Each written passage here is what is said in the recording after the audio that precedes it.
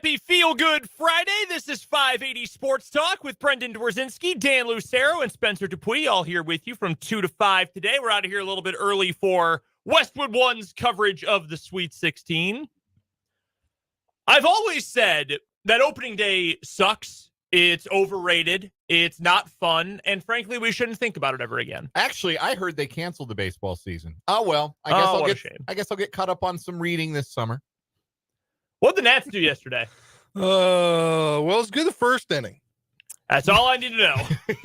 Say no more, man. And it went very much downhill. I think it was like 8-1 or something. All right, so let's recap then. Let's not. The Royals lost on opening day. We can stop there. We'll get more to the Royals here in a second. We'll talk plenty of baseball today. We'll get to the Royals more. They lost on opening day. The Cubs were competitive, got to extras against the reigning World Series champs, who are going to be good again. Lost our best pitcher for who knows how long. Got hurt fielding a grounder. That's good. Yeah. Actually, wait, I take that back. It's terrible. It's very bad.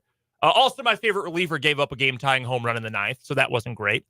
The Nationals, not great. Not a great spot to be in general. And those were the only baseball games that were played yesterday. Wild. Would you like to offer any commentary before we put it in the past and move on from it? No, I would not. If you would like to know about Dan's favorite baseball team, they might not be his favorite team after yesterday. And I would recommend you simply go and look at the box score. Go to ESPN.com, look at the box score. And that would be, though, in direct violation of what I've told all of our good listeners to do, which is not to pay attention.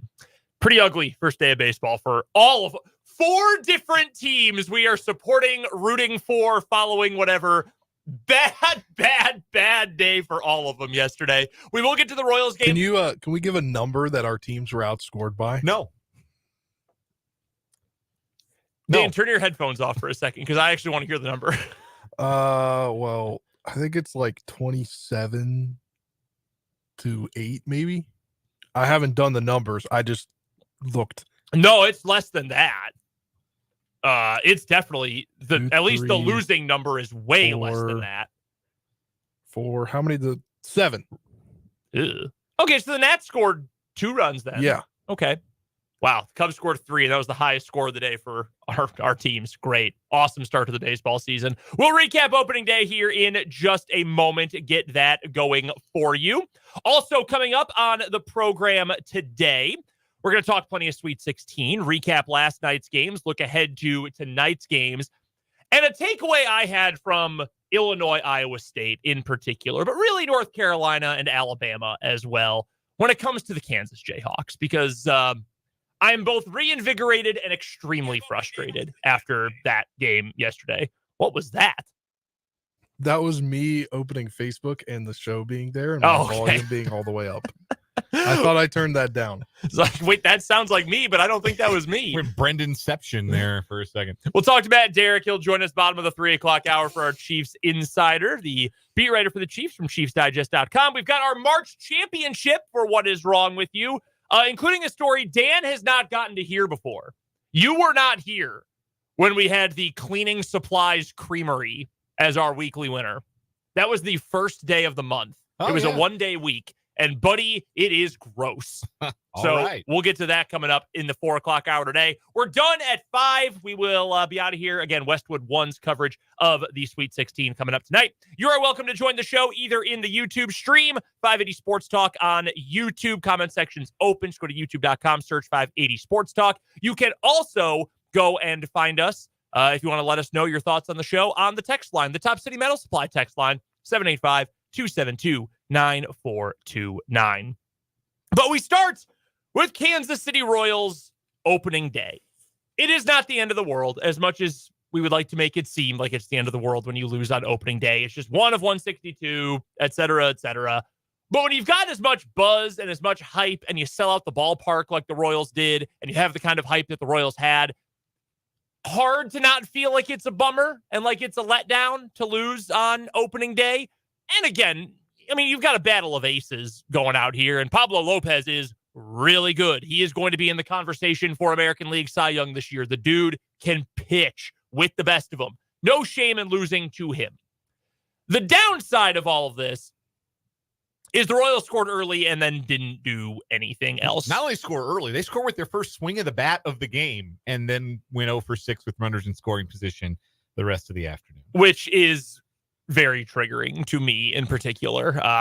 Hate to see that 0 for 6 with runners in scoring position. It felt familiar in a way you didn't want it to feel familiar, right? Like it felt like this is a very new team. There is a lot of turnover on this roster, and you think, well, gosh, it's the least you can do is turn over a roster that only won 56 games last year. You better turn it over. But it is. Like, I was really struck by watching the pregame introductions, how many of these guys were not only not on last year's opening day roster, but not even in the organization at any point last season. They have turned everything over. It felt like a new leaf, a new beginning. Bobby Witt Jr.'s first game with the big new contract. Cole Reagan's first opening day start. There was a lot that felt new, and then they played the game, and it felt, again, familiar in a way you would rather not have it feel familiar, with the offense struggling with runners in scoring position, with Pablo Lopez just having his way with the Royals. You know, Lopez in 5 career starts against the Royals has posted an ERA at 2.41 and a whip of 0.89. He's allowing less than a base runner per 9 innings, essentially, with 40 strikeouts in 33 2/3. It is not a stretch to say he owns the Royals. Yeah. Like, sometimes you just have that guy, that pitcher or that player who just is, you tip your cap and you call him your daddy, right? And Pablo Lopez is that. But yeah, that was unfortunate. Defensively, you know, things got a little wayward there in the 9th inning, but it was not a lot of hard contact outside of the home run by Lewis, and then the double by Correa off of Reagan's that scored the 2 runs that Reagan's permitted. There was some soft contact. Otherwise, the run that scored, the eventual winning run, scored on a bloop single. Like, that's how he got on base. So, you know, it's not one to rend garments over. There are certainly other teams that lost in much more. I mean, well, we went over it much more embarrassing opening day fashion than that. But when you're trying to show that you've turned over a new leaf, that you're a new ball club, it doesn't help when your first impression is looking very much like the same Royals, and you only get the one chance to make the first impression. There are a lot of people who are, like, we're talking to a lot of diehards. We talk to a lot of diehard fans. Diehard fans are the types of fans who listen to sports radio. But the vast majority of baseball viewers are not necessarily diehards. They are casual fans. They'll check in, they'll check out. They might have been more inclined to check in on this team based on their offseason activity. Game 1 is not the kind of thing that's going to compel them to scramble to a television to check out Game 2 on Saturday. Why don't we just get to the offense here real quick, and a couple other specific notes from it while we're talking about the scoring output or lack thereof. Bobby Witt Jr. gets on base twice. That's good. That's a positive thing. MJ Melendez hit a double. Cool. Awesome. Michael Garcia hitting for power. That's new. That's positive. Twitter was blowing up over that. Nerd baseball Twitter was going nuts over Michael Garcia with pop. That's it. Kyle Isbell got a hit. Kind of out of good offensive things after that. Hunter Renfroe hit 2 balls hard, got robbed both times by Carlos Correa out at short. Yeah, it was tough. And again, you're going up against the team's ace, and Pablo Lopez is a guy who really has the Royals number. The pitching staff. Not great to see Chris Stratton give up 2 runs. It didn't really matter because the offense didn't do anything, but that's one of the guys you want to stabilize your pen. So not awesome to see there. Cole Reagan's. I don't know if you guys know this. He, with 9 strikeouts, he set the opening day record for the Royals. Did know that, yes. I thought all that's things a positive considered. in there. Yeah, no, definitely a positive. I mean, you strike out 9 guys in 6 innings, you're doing something well there, obviously. Only give up the 2 runs, 3 walks. I mean, it's not even a sample size at this point. It's one little speck of data. Overall, I know I didn't get to watch the Reagan's portion of the game live. I was doing Washburn baseball yesterday, so I had to go back and watch what Cole Reagan's did. I know you were tweeting, Dan, that there were some things that were maybe not super great to see velocity-wise, but I mean, all things considered, I mean, he kept you in the game for 6 innings, gave you a quality start, struck out 9 dudes. I mean, hard to be upset about what Reagans was able to do yesterday, in my opinion. So I have high expectations for Cole Reagans. Like, that's well known. Yes.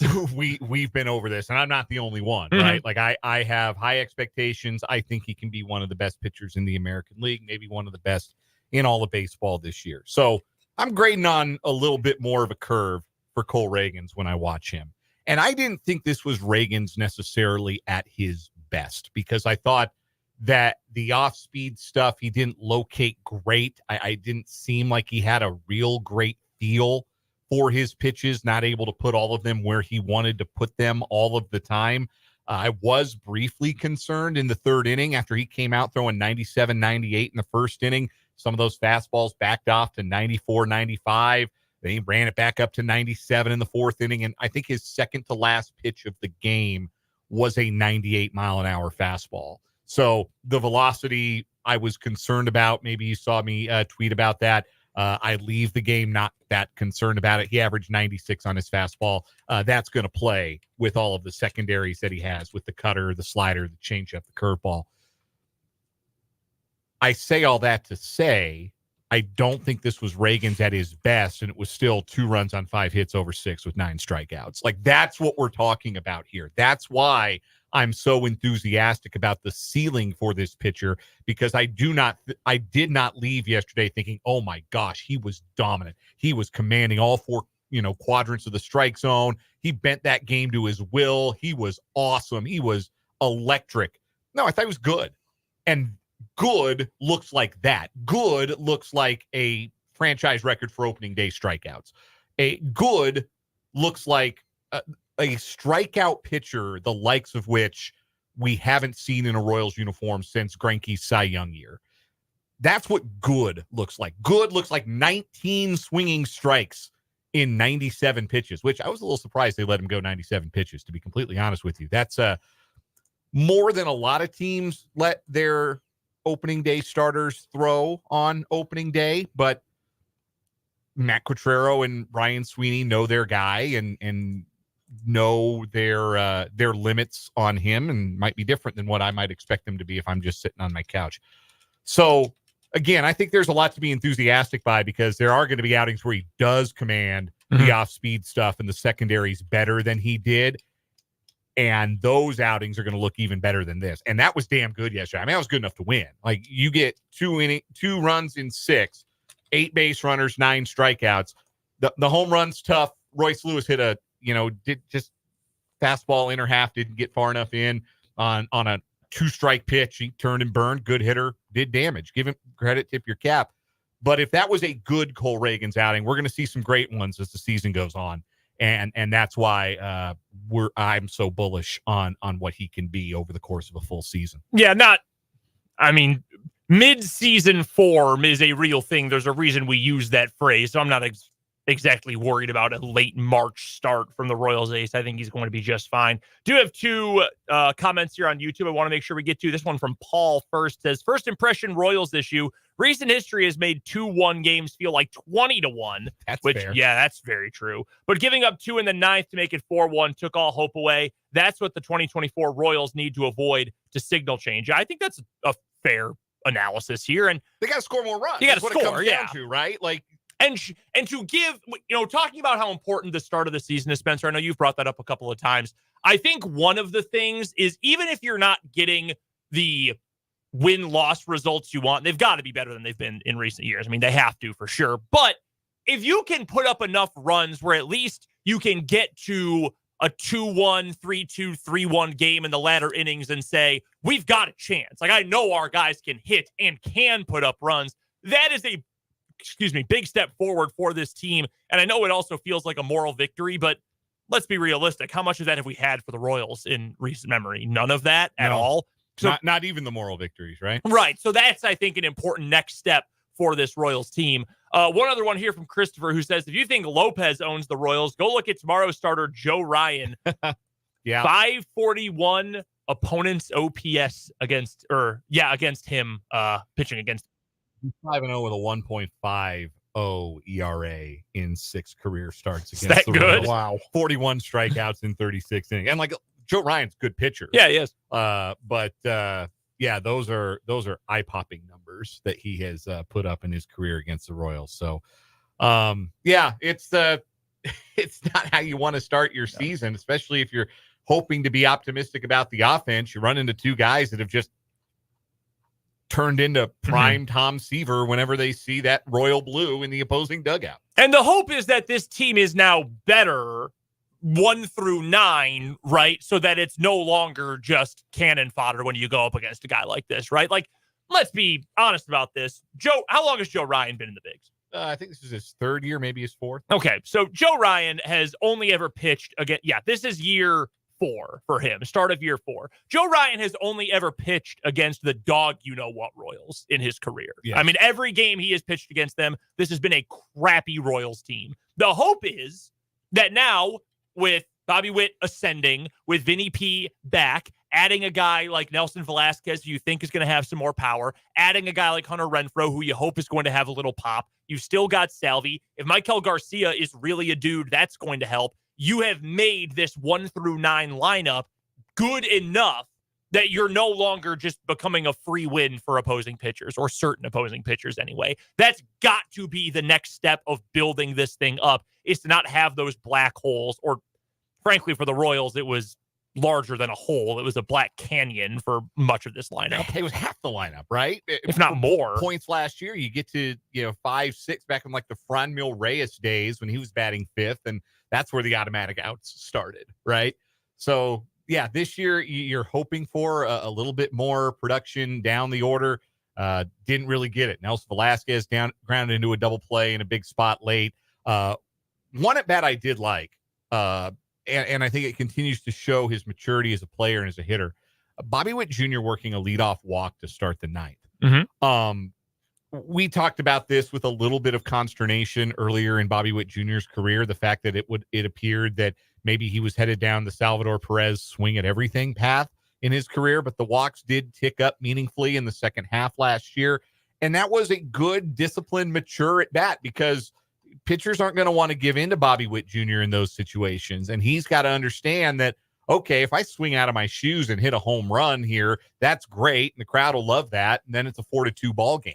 But if I get on base, I can start a rally here. So he grinded that at bat out, and he drew a walk. And I liked seeing that. I thought that was the sign, even though it wasn't otherwise a great day from Witt. He did have a bloop double for his only hit. Also had a strikeout at least once. He might have struck out twice.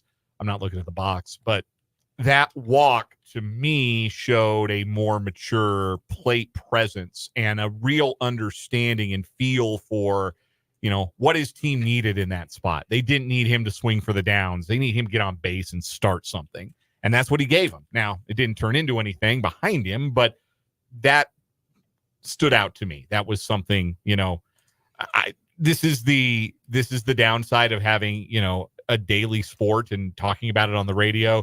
You're maybe making a little bit of a mountain out of a molehill here with just one at bat, but I think that said something about Bobby Witt Jr. I think it's important to note it, if it is something that we have not seen from him regularly before, and then in 100% of games so far this year, we have seen that from him. I mean, that's worth something, right? I mean, that's the kind of things you want to see worked on over the offseason or during spring training. I think there's value to that, certainly. We'd love to get your thoughts on opening day for the Royals. They'll be back in action coming up tomorrow and Sunday as well. Games that, of course, you'll be able to listen to right here on your home for Royals baseball since 1969, 580 WIBW. Still to come this hour, we've got some Change My Mind and a KU-related takeaway from some of the Sweet 16 action last night, specifically what Kansas has to add talent-wise in the portal this year. We're taking your texts to the Top City Metal Supply text line, 785-272-9429, and we would love to hear from you and get your subscription on YouTube as well. 580 Sports Talk is the name of the YouTube channel. More 580 Sports Talk just getting started and coming back right after this.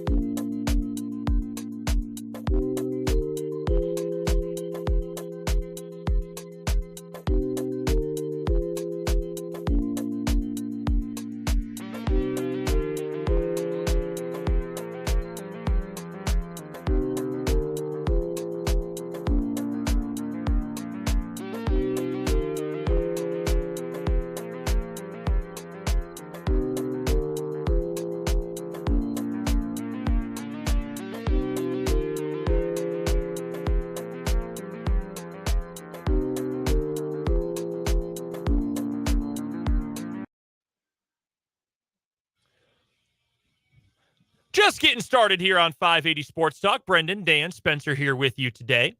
Top City Metal Supply text line is open, 785-272-9429. From construction sites to renovations, from the farm to the garage, Top City Metal Supply understands the value of precision and cost efficiency. No more wasted materials, no more wasted money, just metal cut to the exact size you need. Top City Metal Supply, located on South Topeka Boulevard, just north of Forbes Field. YouTube comment section also open today. It's time for some Change My Mind here on 580 Sports Talk on this Feel Good Friday afternoon. Change my mind. Been thinking about this. Been diving deep on the message boards last couple of days, trying to get all the KU and K-State scoops I can get. Change my mind.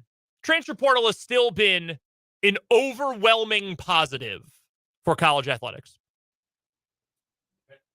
Depends on who you ask, right? Mm-hmm. I am asking you to. You're asking me. I agree with that assessment. I think that the transfer portal is more good than not. I understand where if you are a fan of college athletics, if you are a fan of a particular school, where you may be disenchanted by it. You may not like the fact that kids are able to leave and go play somewhere the next year. It has you feeling like, you can't tell the players without a scorecard in a way that didn't used to be the case in college athletics. That players are leaving schools for reasons that go beyond the reasons they chose to go to a school in the first place. And I understand that this is new, but the flip side of that argument is we let coaches leave all the time and nobody blinks an eye. Coaches go to different situations for themselves, better situations for themselves. Happens all the time. Other college students who are not athletes can leave a school and go to another school for whatever reason. Maybe you get homesick. Maybe your girl dumped you. Maybe you just don't like living in that place anymore. Maybe you're more comfortable in a smaller campus or a larger campus. Mm-hmm. We that has been part and parcel of the college experience for everyone who has not been a student athlete since the college experience has existed.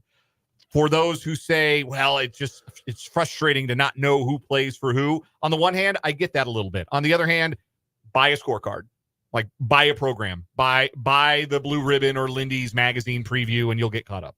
Like I don't think that's a good enough reason, your confusion or your dislike of it, to say, yeah, we can't let these kids have any agency, because that's what it comes down to in the end, right? This is giving student athletes an agency to make decisions that they have really never had, and certainly not had this extensive ability to change schools and go play right away. Like, are there maybe problems with the rules? Should there be a penalty for a first-time transfer the way that there used to be? If you want to argue that, I'll disagree, but I'll listen. I'll hear you out on that at the very least. But there's no going back from this now. And I still think it's a net positive for the players who have an opportunity to change their circumstances in a way that is helpful to them, whether that is helpful in terms of playing time, whether that is helpful in terms of proximity to home, whether that is helpful in terms of making more money they can send back home to their parents or whoever. Or just keep for themselves and do whatever they want with it, which is not a big deal. They're 18, they're adults. They can fight in a war, they can spend their own money. Yeah, I think two things. One, Jeff Goodman tweeted the other day, one of South Carolina's best players entered the portal. He said, I don't get this, or I'm flabbergasted by this, or whatever. And then later in his same tweet was like, this must be to test the NIL market. Well, that doesn't sound that confusing at all, dude. Like, if that's what his motivator is, then that's fine. That's what his motivator is. The other thing, too, I think this is my favorite excuse against allowing more transfer movement. Well, they're going to have to figure out their taxes. How many? I know this. You've been to college recently. Yeah. I've been to college fairly recently. Wasn't that long ago you were in college as well. That's nice of you to say. How many people did you know who were in college barely getting by? Like, barely getting by, able to afford books and room and board or their apartment rent or just going to class? A lot of people. We both went to large public schools. State schools. Yeah. I did not. So there was maybe a little less of that, but I knew of friends who were in those circumstances. You had friends who were your age. You went to a big high school, knew people who I'm sure were in that kind of spot. My wife worked in the counseling like enrollment office for a while at KU. She's heard stories like this. Like those people there are kids that are working 2 or 3 jobs at 19 who have to do taxes. Athletes can do it. They will get plenty of help to do that. Real quick, your thought on the transfer spot. I echo everything he says. I think what I want to add too is sometimes you pick a college, and just like any other students, it's not the best situation for you. Yeah. And the transfer portal has allowed players to get out of situations that they didn't think they were going to get into. And whether that be too, I mean, I think that like with athletes and what they're given and everything, there's a lot of distractions that come with it. Like I know players that were at Marshall that transferred out because of stuff that they knew friends that were there, and their friends weren't helping, like getting out of the situation besides on the court, besides the team situation, is also helpful with the transfer portal. The other thing too, I mean, obviously I think it's been a positive thing for the most part, is like, oh, this is going to kill mid-majors. Yeah, I mean, mid-majors have been hit hard. That's for certain. But it also helps. Well, yeah. Tyon Grant Foster went to Grand Canyon after a time at KU and DePaul. That's worked out pretty well, right? For every Grant Nelson, there's a Tyon Grant Foster. There's only so many spots for guys, right? I think that helps too in football. Yeah. Because you see so many guys go to Alabama, go to, name your SEC school, and there's other players that come in. There's a 5-star recruit that comes in. Oh, well, your spot, you're going to be on the bench, or we might take your scholarship away, unfortunately. Yeah. Because you're not to where we want you to be, to where all the competition is. Like, there's plenty of guys that I've seen that have transferred into Marshall that have helped themselves get to where they are now. Like, there's a guy at Virginia Tech transferred to Marshall. He was with the Lions for a little bit after his time at Marshall. Yeah, so. It's a good thing. It's absolutely a good thing. Any change my minds for either of you? Yeah, I've got one. Change my mind. The off day, the day after opening day, is the worst. I can't change your mind because I agree. No, that's a fact. 100% a fact. There's no need for this. None whatsoever. I guess I understand in the context of, okay, if you get rained or snowed out on opening day, then you have the next day open and you can just play. But I don't know, man. Especially if you're opening against a division rival, you've got another chance to see him later in the year. You could play a doubleheader. Like, I don't know. It's like this excitement that builds for opening day, and then it's here, and then the next day, like you're ready to get into that routine of playing every day. And if you're a fan, you're ready to get into the routine of watching your team every day or listening to your team every day. And then it's just yanked away from you on the second day of the season. That's a drag. I hate when they do that. I get why. I just hate that they do it. It sucks. Yeah, I mean, I don't get it. I get it, but I don't get it. And it just brings the momentum down, I feel like. Yes, absolutely does. Like, I know this is, I mean, in a way it helps them because, well, it's a Sweet 16 right now. But they always change opening day. I feel like sometimes it's the first week of April, like April 1st, 2nd, 3rd, or sometimes it's the end of March. So if it's the weekend, then it helps in a way because, well, if there's not a game there, then you're not losing an audience anyway. It is so ridiculous. I know we complained about this yesterday, but it's ridiculous they did not have wall-to-wall national MLB coverage yesterday. Stop being afraid of every other sport. It makes no sense to me whatsoever. Let's get to a quick commercial break. Or did you have one? I haven't changed my mind, but it's not sports related, so we don't have to hit it. No, go for it. So I obviously recently moved here, and it wasn't like very much of a months long decision. It was like a 5-day decision. Right. Didn't even know about this when I bought these tickets. So I bought tickets to Luke Combs in July at the Commander Stadium. Okay. I bought them pre-sale, the cheapest way you could buy tickets anymore. But I've found out the way that so artists don't want their tickets to get resold at an enormous amount of money, right? They also don't want scammers and everything. Well, now if you buy tickets on pre-sale, the only way you can sell tickets is if you give them to somebody you know and give your account information to them. That's pretty messed up.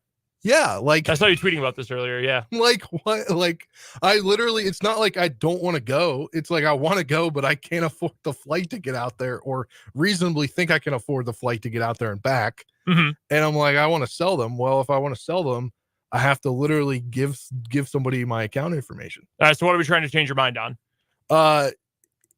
The change my mind is that do artists really lose a lot of money? Like, do you think that it's a dumb thing to do that they don't allow you to resell your tickets because of the potential loss? I don't mean to sound too much like Eugene V. Debs here. I've seen prices at the grocery store. I don't feel bad for rich people at all. So no, I like Luke Combs. Luke Combs seems like a good dude. Luke Combs could also pay my salary every single day for like 4 years and see no change in his checkbook. So no, I feel no sympathy for them. I've seen what property taxes and sales taxes and everything cost. I'm just trying to be alive. So no, I feel no sympathy for them. And yes, it is very bad. I haven't been to a concert in 14 years, man. I don't really have an opinion on. Isn't that wild? Ticket sales. I've seen the venue you went to. I think you pointed it out to me when we were in Omaha. Yeah, it's sick. Yeah, it is a sick venue. Yeah. 14. You ever I saw my favorite band, the Queens of the Stone Age, in a club setting in 2010, and that was it. That was all I needed to see. I was done. I'm over concerts. I never need to see another one as long as I live. You never like the show is $10 at T-Pack. I'm gonna go see it. I mean, that's a different thing. Let's say I have not seen a concert by a major act. I haven't seen a major act concert. All right, fair enough. Coming up next, a reaction that's KU related to last night's Sweet 16 action. That's coming up on 580 Sports Talk.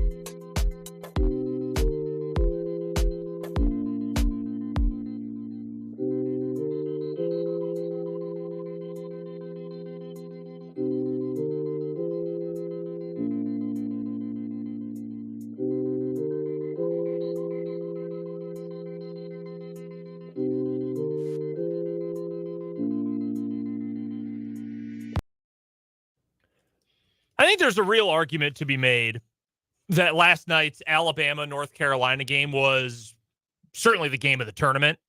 I think you could argue it was best college basketball game of the season. Up there for sure. It was great. Jalen Withers brain dead 3-point try notwithstanding. Why is your backup center shooting a wide open three? What's the old saying? He's open for a reason. What are you doing? I always think of Patrick Ewing back in his coaching days. Not that he was a particularly accomplished coach at Georgetown, but that clip of him talking to his player. Do you practice that shot? Is that your shot? I saw someone defending it on Twitter, said, you're not in North Carolina practices. I do not need to be. No, he should not be shooting that. That is unfathomable that North Carolina lost that game. They had no business losing that game. I was very disappointed. We'll get more to that game coming up here at the top of the 3 o'clock hour. We'll recap last night's Sweet 16 action, but the offense was great in that game. Alabama, North Carolina, up and down, great pace, very fun offensive basketball game. Illinois versus Iowa State. One of those teams has a great offense, and that's Illinois. Number 1 entering yesterday. I think they're now number 2, according to Ken Pom, in adjusted offense in the country this year. It's them and Alabama. UConn. Oh, yeah. UConn is up there. Sorry. UConn has dominated this tournament to such an incredible degree. They are now number 1 in offense, number 6 in defense. That's outrageous. Illinois is 2 offensively. We saw a great offense in Illinois and the number 1 ranked defense in the country in Iowa State yesterday. We heard all year long about Iowa State and how great their defense was. Now they dictate the pace and the tone of the game and everything. Who dictated the pace and tempo of that game yesterday for a full 40 minutes? Illinois. The entire game was dictated by the University of Illinois Fighting Illini. The entire game. And Iowa State's got a great defense. And it was not always easy for Illinois. But they got up and down the court. They got good looks. They ran good stuff. And whatever you think about Terrence Shannon, and I speak just for myself, it's not many good things right now.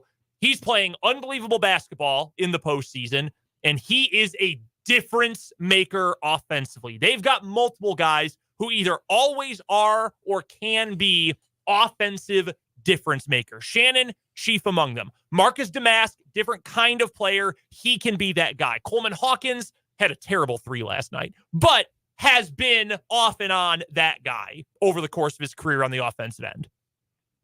That game told me one thing regarding KU. This is my one major takeaway more than anything else from that game. KU's got to get dudes who get buckets. That is the big takeaway from that game. When I look at the teams that are still alive, the teams that are still playing, and the way they're able to get up and down the floor and score, not just in transition. Lots of teams with good talent can score in transition. And KU's especially good at it, but these teams can score in the half court. They've got guys who, even in tighter settings, even in half court sets, are able to just go and get theirs. There is like a half a player for KU last year where you could argue he was able to go get his, and that's Kevin McCullough, and it was an extremely unnatural form of going and getting his, and I don't mean to put him down. I mean, he was first team All Big 12, honorable mention All-America. He had a really good year, save for the injuries. But he's not a natural bucket. You describe a guy as a bucket. You know what bucket getters look like. If you've watched any kind of basketball, you know what a bucket getter looks like. And you know that Kansas didn't have one of those guys. Did not have one of those guys. So to me, and I'm not Bill Self, thank God for that. And he is a better coach, recruiter, all those things than I am. This is just my opinion. However, when I look at what KU needs going into this year, obviously you need a shooter. You need multiple shooters to add to next year's team. You need a backup big, and if Hunter Dickinson leaves, well, you might need a starting big, unless you're sliding KJ Adams back to the full-time 5. You need a bunch of things, but you've got to get dudes who can score, who can go get theirs, who you can put the ball in their hands and say, make it shake. Go get us a bucket. Go make a play for us on the offensive end. And I don't know exactly who that will be. Other guys are going to enter the portal here in the next couple of days, next couple of weeks in all likelihood. But I look right now, there's a couple guys out there who are good offensive players, maybe not so much good defensive players. Maybe they've got some other hangups, whatever. I look at Zeke Mayo, the Lawrence kid at South Dakota State, Summit League Player of the Year, 18-plus points a game. He can make plays happen. He's a decent shooter, but he's just an offensive playmaker. I look at AJ Storr at Wisconsin, who I was surprised entered the portal. He's a bucket. Now, he does not play any defense, and sometimes some questions about the basketball IQ, but when you need to make an offensive play, when Wisconsin this season needed an offensive play, AJ Storr was the guy, and more often than not, you could trust him to get downhill and do something. Another guy that's name has been brought up a lot, Colby Rogers, transfer from Wichita State. Again, maybe not a defensive savant, but he's a guy who can go get a bucket for you. Bill Self's one of the greatest coaches of all time. One of the greatest college basketball coaches ever. He's an active Hall of Famer for a reason. We know he can coach defense, and we know he's never going to be the guy who goes full Mike D'Antoni and is just score, and forget defense. He's never going to be that guy. But look at this year's roster. You had no bench at all. Dickinson, not a great defender, improved a little bit, but he's still a net negative defensively. Furphy's not a great defender. You had no bench whatsoever. Marco Jackson wasn't defending anybody. Nick Timberlake wasn't defending anybody. You missed Kevin McCullough for, 9-10 games by the time the season ended. KU was still a top 20 defense in the country. And before the Gonzaga game, a top 15 defense in the whole country. Bill Self will make the defense work. You've got to get dudes who can get buckets, though, because we saw last night elite offense versus elite defense, and the elite defense was playing catch up for a full 40 minutes. Yeah, with apologies to your dad, and speaking broadly here, the caricature of your dad, the guy sitting in the recliner in the corner of the room while you were a kid sitting on the floor watching the basketball game, who would say things like, defense wins championships. That is not how this works. Buckets win championships. Men lie, women lie, buckets don't. I'm looking at the KenPom rankings. Top adjusted offenses and defenses in the country. Of the top 14 adjusted offenses in the country, do you know how many of them are going to be playing in the Elite Eight? Almost all of them. At least five. At least five of the top 14 offenses in the country, because Duke plays Houston and Gonzaga plays Purdue, and Creighton could also lose. Mm-hmm. But at least 6 and as few as 5 of the top 14 offenses in the country are going to be playing on to the Elite Eight. Do you know how many of the top 14 adjusted defenses are going to play in the Elite Eight? I can think of one, UConn. Tennessee, I would guess, has a chance. Mm-hmm. They're third, Houston second. That's it. Yeah. That's it. Of the top 14 defensive teams in KenPom, there are 3 that are still alive, and 2 of them could lose tonight. I kind of think they both are. I kind of think both Tennessee and Houston are going to lose tonight. So, even if they don't, what does that tell you? Buckets. You have to score the basketball. You have to be able, because scoring the basketball doesn't mean you just have one talented individual scorer. Naturally, you have to have a good scheme. You have to be efficient. You have to make your layups and your dunks. That wasn't the problem for KU this last year. KU, when it ran the sets they wanted to run in the half court, they were a generally pretty efficient offensive team because they were so proficient on their 2-point shots. But you got to be able to make threes, and you've got to be able to be good in transition. And those were traits that this Kansas team really lacked for the better part of the season. They were hurt in transition because they didn't have McCullough for a chunk of the year, and they weren't a great 3-point shooting team. You've got to. It's straight up bad making threes. So what I say in all of this is that it's wonderful that Iowa State defends like they have their hair on fire, but they're watching the Elite Eight from home. You've got to be able to score. That Iowa State team had a bunch of good players who really fit well together, but they didn't have anybody who was going to say, all right, we gotta score here. It's going to be me. I'm that dude. I'm going to go get a hoop. Taman Lipsey is a very good college player. He's not that guy. Keyshawn Gilbert is not that guy. Nope. You have to have those guys who can go create something either for themselves that is a high volume, high efficiency shot, or create that for somebody else. And they have to be about an equal threat to do those things, because is DeJuan Harris a good point guard? Sure. Is he a good scorer? Absolutely not. Is KJ Adams an efficient scorer when he shoots? Absolutely he is. As long as he's not shooting outside of 2 feet. And it's hard to get those shots when you're 6'8", and you can't just back somebody down when you're playing the 4 to get those shots. Somebody's got to set Hunter Dickinson up. He's not going to break you down from the top of the key and get to the rim. So, yes, men lie and women lie, but buckets don't, as Deion Waiters famously said. And buckets are what moves you on in March, and buckets are what win championships. If you're good at both offense and defense, like UConn obviously is, number 1 offense, number 6 defense, That's why they're the resounding favorite to win the whole thing. Yeah. I just want guys who are going to go make shots. I had someone tweet at me. I mentioned this on Twitter last night. I had someone say, I would rather go out and get multiple guys that are going to shoot 35%, but get shots up and can create for themselves than one 42% spot up shooter. Yes. I want the whole bench to be dudes like that. I want it to be the freshman class, and I want it to be dudes who can throw out there who have a chance to give you instant offense. That's what I want out of the portal this year for KU. That's what you've got to add. You cannot win trying to play these grinder games without the matching offensive talent. And again, you can make it work. We talked about the 2018 KU team just the other day. Devontae Graham was not unplayable defensively, but was he DeJuan Harris, Big 12 Defender of the Year? Was he Marcus Garrett? No. He was nothing like that. Was Svi Mykhailiuk a great defender? No.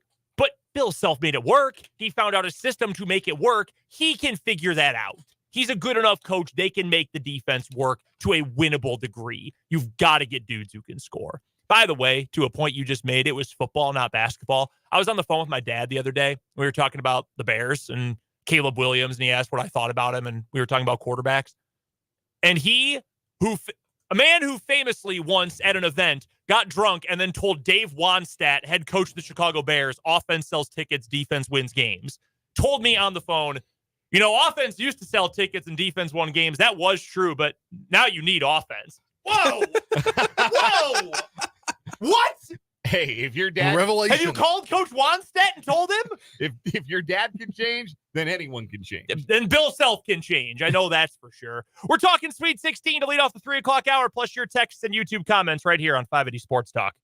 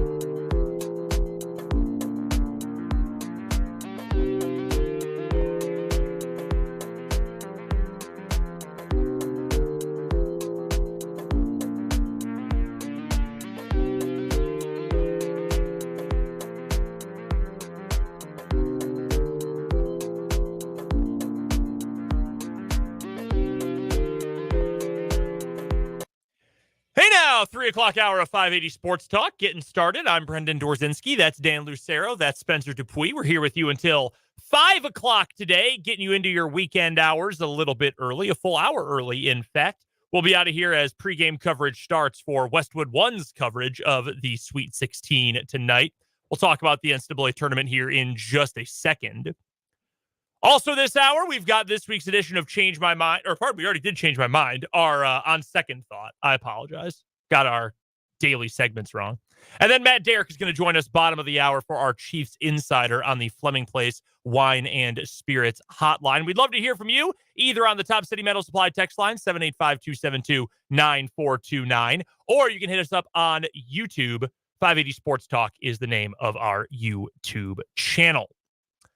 The games last night were pretty entertaining, if nothing else. Let's start with the early games first. Not really a whole lot to say from UConn's San Diego State. I mean, UConn's best team in the country. They are the favorites to win it all. They should be, and they just ran over SDSU. They had an awful first half from Donovan Kling Kong, and it didn't matter. It did not matter one bit. When Cam Spencer hit that three with 3 seconds left or whatever it was at the end of the first half, that was the game. SDSU was keeping it close. They were within 2 scores, couldn't take advantage on their last full possession of the half, gave up that 3. That was it. It was over. Aztecs weren't coming back from that one. Great year. You go as a mid-major from Final Four to Sweet 16 in back-to-back years. That's a massive accomplishment, and Brian Dutcher deserves so much credit. Those guys deserve so much credit. But you ran into a machine that has now won 9 consecutive tournament games by double figures. Yeah, it's not just that they're winning. They're taking firm control of games, and they're not giving if you're an opponent, they're not giving you a shred of hope. They're winning halves by double digits. Like, I think that over the course of this, it's not just, oh yeah, they pulled away and dominated the second half, or it's pretty consistent minute 1 through minute 40. They're just proving how much better they are than you. They got more scoring weapons. They've got more shooting. They've got a big man to serve as a bit of a cheat code most nights. Although, like you said, he wasn't very good offensively last night. You're that big, you shouldn't miss as many layups as he did. Like, that was bad. That was like, do we need to drop him down the draft board a little bit? Like, why can't he make a layup? But no, there's a reason that they were the favorites coming in, that they remain the favorites. They do. They look a bit like, they were really impressive last year. And they had, the 2 bigs they could go to. They had Sonogo followed by Klingon in the post. But I'm starting to wonder if this year's team might even be better. Did you see UConn had 50 rebounds? That's pretty crazy. Yeah. That's a lot of boards. They're so much bigger. That's the thing. They're huge. It's not just having a 7'2" center. They're just big everywhere. And San Diego State center was like 6'8" and 32 years old. Jaden Ledee, get ready to learn Indeed.com, buddy. That was good. Yeah, I mean, it sucks that there was never really a chance. We all knew going into that. Everybody knew going into that game. That's kind of the fun note. We'll get to Illinois, Iowa State here in a moment. I don't really think the winner of last night's game mattered, except for, like, how do you recognize this year's tournament in your home arena? What your banner says. Yeah. Like, Illinois can score. UConn and Illinois can probably score an equal amount. Here's the thing. Who on Illinois is going to stop a single UConn player? Yeah, I don't know. You going to match up Dane Danger on Donovan Klingon? I don't think Klingon's going to be that bad for a second game in a row. And Dane Danger is a nice player. He's a nice big. He's like Udoka Azubuike Redux. Like, there are similar traits among the two of them, except Doak was better at everything, except free throws. They both stunk at that. That's going to be a massacre. Like, Shannon can defend. Yeah. But UConn's got 5 guys who can beat you at any one time. That's going to be a tough matchup. The other early game last night, Clemson won, and give Clemson credit because the whole world was picking them to lose as a 6 in the first round in New Mexico. Then the whole world was picking them to lose to Baylor in the second round, and they won over the 3 seed there in an upset. Then the whole world, including us, all picked them to lose yesterday to Arizona, and they again controlled a large portion of that game. Arizona gave them a run, but Clemson controlled that game with a bunch of nobodies. Like I know PJ Hall, I know the Sheffline kid or Sheffline, however you say his name, but I don't know like anything about him. I just know, oh yeah, he's decent for them. Like it's a team of nobodies with a cockroach head coach that just won't die, and they keep winning. So all the credit in the world to them. And I don't want to gloss over that too much. However, I'm going to gloss over that because I have two other things to say specifically about Arizona. One, Caleb Love shot his team out of a do-or-die tournament game. Does that sound familiar? Huh. Weird how that seems to happen.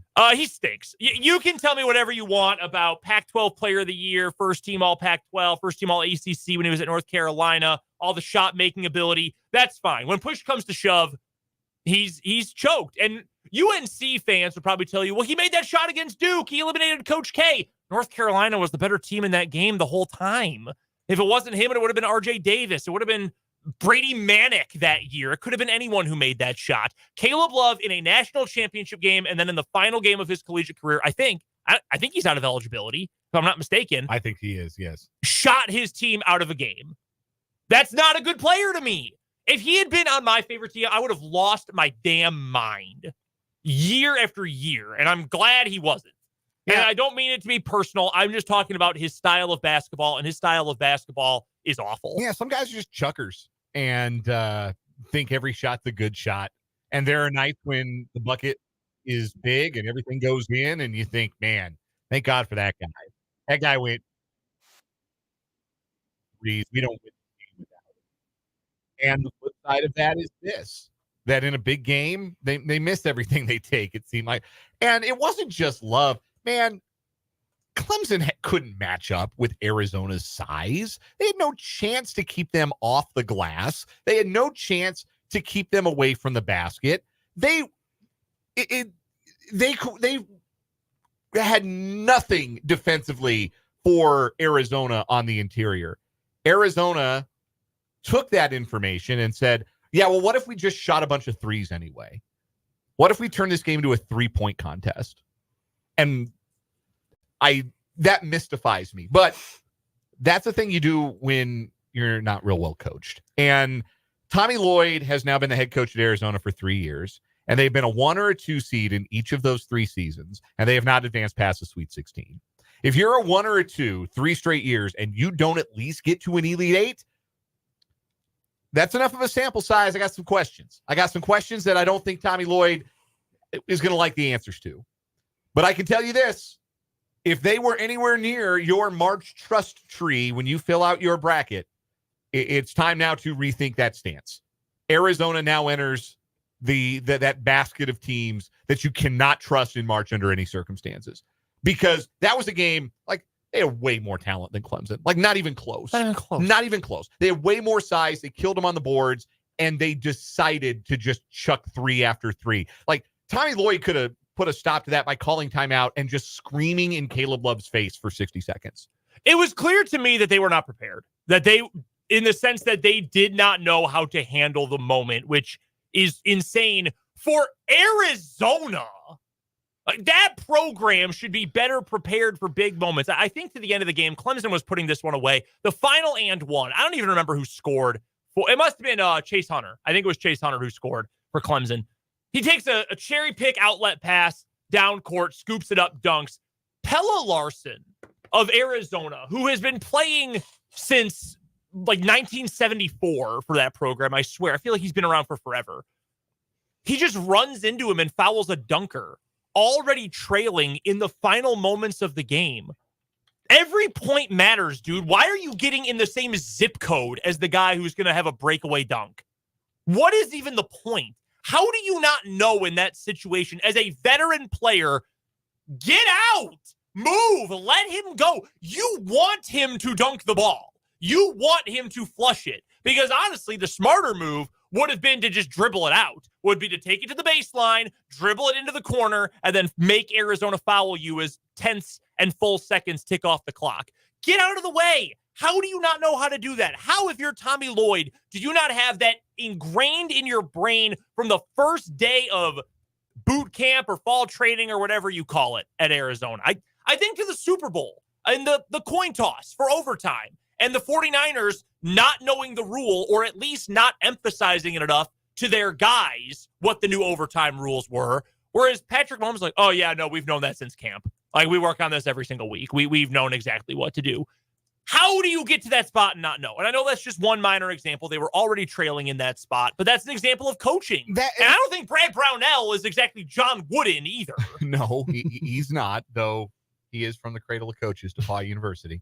The other thing about Arizona was this is how they lost all their games this year, was basically opposing teams daring them to shoot a bunch of threes and Arizona being happy to oblige and then not making enough of their threes because they weren't a particularly outstanding three-point shooting team. That was what got them beat all year, and they never figured out that was how they would lose games because they had such a talent advantage in the Pac-12. Should they have lost? Nobody runs the table in the league, but they should have been way more dominant in the league than they were. They lost to Stanford, for God's sake.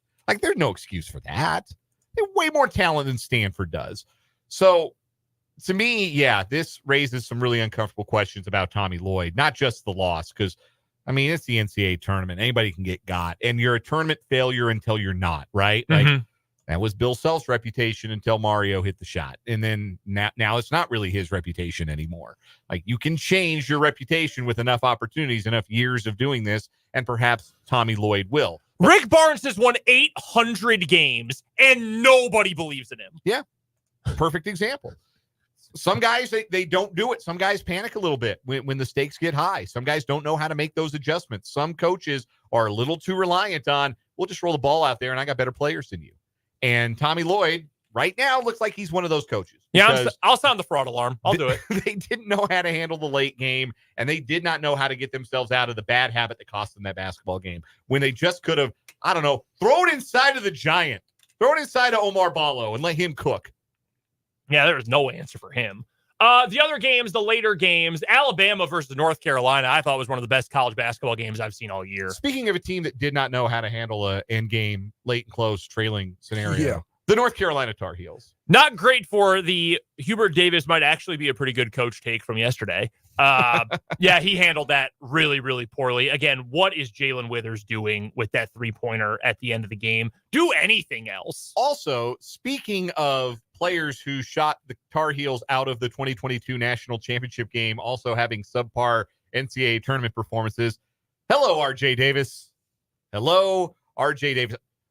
Kayla Love went 5 of 24 in that national title game and 1 of 8 from 3. RJ Davis was 5 of 17 and missed all 5 of his 3-point attempts in that championship game. It was a team effort. There was not just one shooter. RJ Davis was on the grassy knoll. That, he was the other one who assassinated North Carolina's championship hopes in that game. He was 4 of 20, 0 for 9 from 3 last night for North Carolina. Last night during postgame, I think it was Cormac Ryan who was talking. He was at the podium. He's a one-year transfer from Notre Dame, and he had a big, big night last night for North Carolina. And he essentially was saying, hey, I don't want to hear anything bad about Armando Bacot and RJ Davis and all they've done for this team. We wouldn't have been here without them. And I thought as I was listening to that, I don't think anyone disagrees with you. Armando Bacot's a UNC legend. Both those guys are, frankly, got to a Final Four, played really well in the ACC. Did they win the ACC this year? Regular season, yeah. Yeah, two guys who are North Carolina greats. No one's disagreeing with that. The only point is that Armando Bacot was bad and RJ Davis was worse yesterday. That doesn't take away from the other stuff. Cormac Ryan, they had bad games. It happens sometimes, but we all watched the game. It was you and Elliot Cadeau, among others, who are the ones making plays, not the guys who have been there for 14 years. And then you had Illinois versus Iowa State last night. We talked about that one a little bit earlier, and just the offense of Illinois being the deciding factor in that game. It was. In a game that featured the number 1 defense in the country, they had to play catch-up the entire game. It was never tied. There were no lead changes. Illinois controlled the entire game. The biggest stat of the whole game, the biggest, most important stat of the entire game to me, other than Illinois missing 14 free throws, which is crazy. They're a pretty decent free throw shooting team, and Iowa State still couldn't come back. Iowa State was +3 when Terrence Shannon missed almost 6 minutes of game time with foul trouble.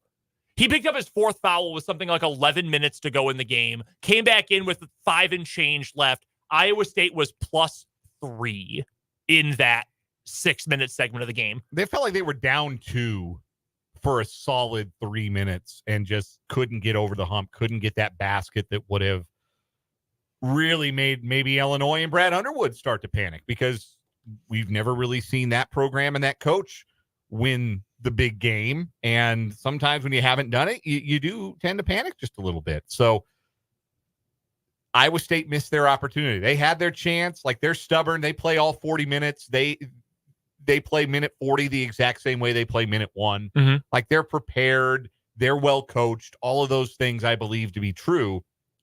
But they had to, as you mentioned, dig their way out of a hole. And that's easier to do against teams that turn it over a lot, don't have experience in the backcourt, don't have bucket getters. None of those things are true about Illinois. A lot of those things were true about a lot of Big 12 teams this year. Mm-hmm. That's why Iowa State had such a great run in the Big 12. But against a team that had steady veteran hands in the backcourt, didn't cough up the ball and allow Iowa State to get out in transition. So much Iowa State's offense was transition offense this year. And was able to win some one-on-ones, break down Keyshawn Gilbert, break down Taman Lipsey, and go and get a bucket. Then Iowa State ultimately struggled to defend that. That's why I thought Illinois would win the game. As for today's Sweet 16 action, there's a women's game going on right now in Albany Region 1. Oregon State, Notre Dame, they're tied at 57 all, 4.5 minutes to go in the game. This game featured a delay and multiple minutes on the bench for the best player on the floor, Hannah Hidalgo of Notre Dame. They had to remove her nose ring and couldn't get it out of her nose. It was like a surgery on the court side. For real. Did you get to see the video of it? Yeah. They are using pliers and various things to try to take her nose ring out, and she couldn't get on the floor. That suggests to me that it hasn't been an issue before. Otherwise, they'd have known how to pop that thing in and out. You would think. Yeah, it's been a wild game. Oregon State also has a player named Reagan Beers who wears a face mask. Thought, dang, that's the next step for the women's game, too. We need to have more March legends. Reagan Beers with a face mask sounds like a March legend name. I am double-checking this, but I believe that Reagan Beers comes from a family of Beerses that are athletes.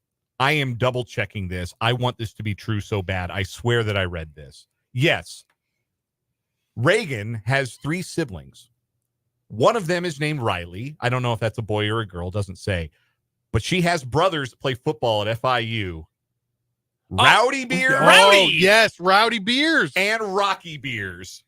Ooh, that sounds gross.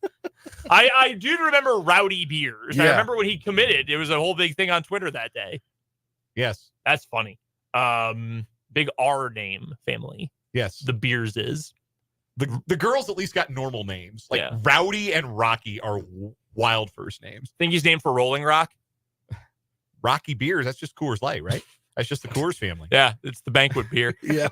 Tonight's men's game. We got 4 more on the slate tonight. North Carolina State is a 6.5-point dog versus Marquette. We get the team that has been on an unbelievable heater, 7 straight wins to get to the Sweet 16. North Carolina State, the 11 seed, against Shaka Smart and Marquette. I like North Carolina State to cover. I don't know if they win this game, but I like them to cover. I'm the other way with you on this. I think Marquette wins and covers pretty handily. I think it's where the ride ends for the Wolfpack.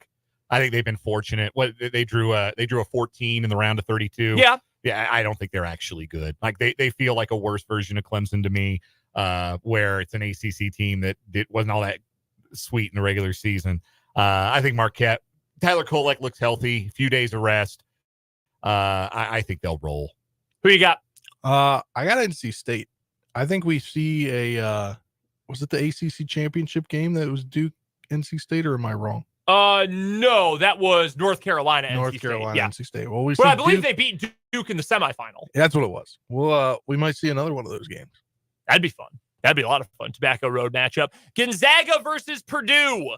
2 teams that are this game set tonight features a lot of coaches who are trying to get over the hump. Shaka Smart proved that 1 year at VCU wasn't a fluke. Mark Few, can you finally do it? Matt Painter, can you finally do it? Then we've got Creighton, Tennessee later. Gonzaga, Purdue, the Boilermakers favored by 5 and a hook.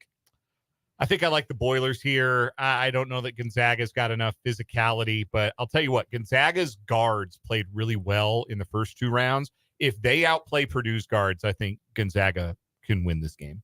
And that is an entirely possible outcome. Spencer? I have Purdue.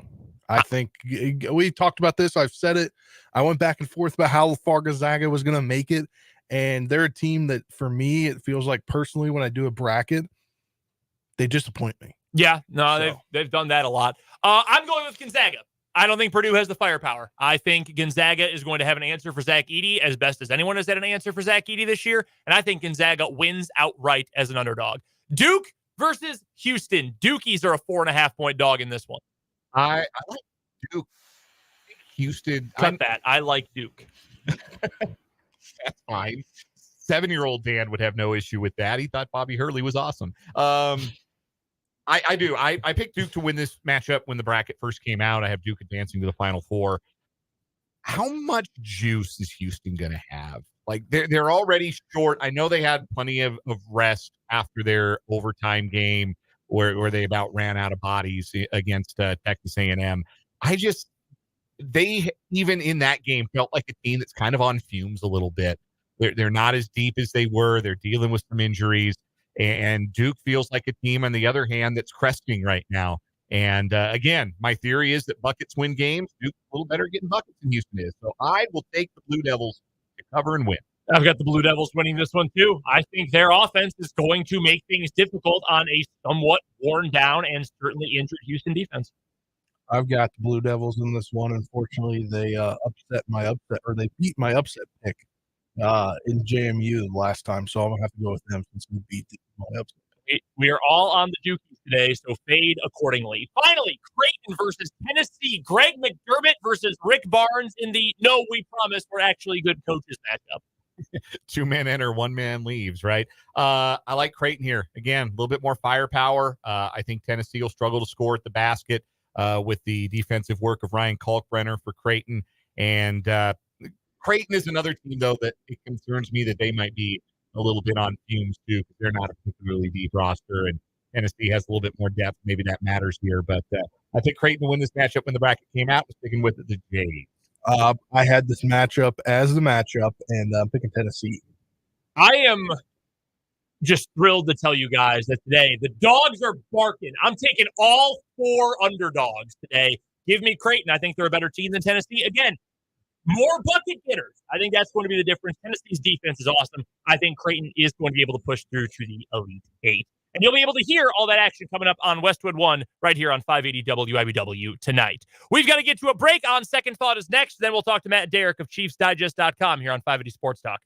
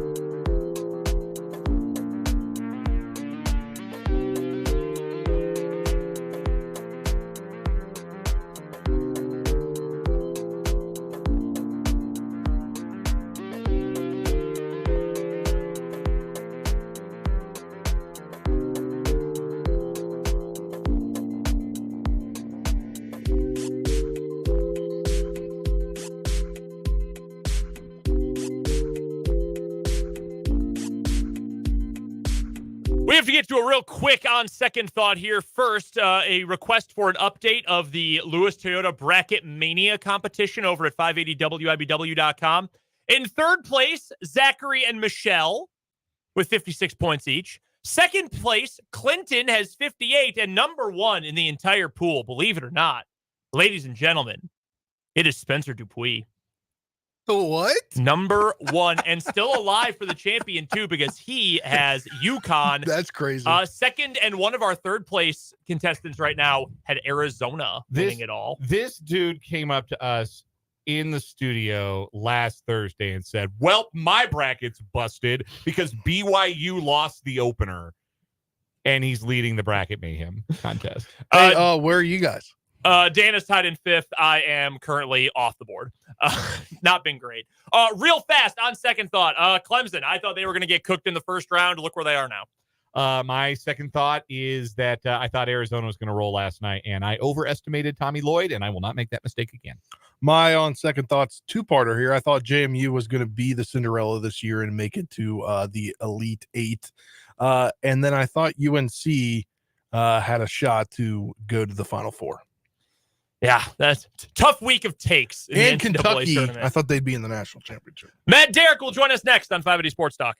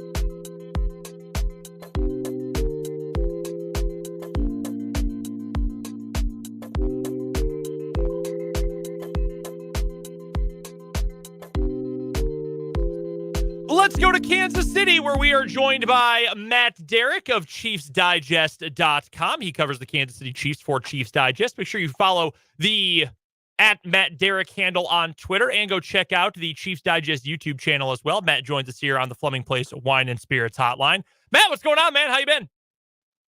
I am hanging in there. I'm battling the last remnants of a cold, but other than that, Brendan, I'm hanging in there. How about yourself? How's your bracket? Bad. There I am. Really badly, actually. It has been getting trounced by his co-hosts is what's happening. And the new guy. Yeah, the new guy, everybody is beating me. I will tell you this, after the first weekend, I deleted the ESPN Tournament Challenge app from my phone. I said, I don't need to see this. It's not worth my time. I'm in the same ballpark with you, so I haven't even checked how I did last night. That's how bad my bracket was doing. So, who did you have as the winner?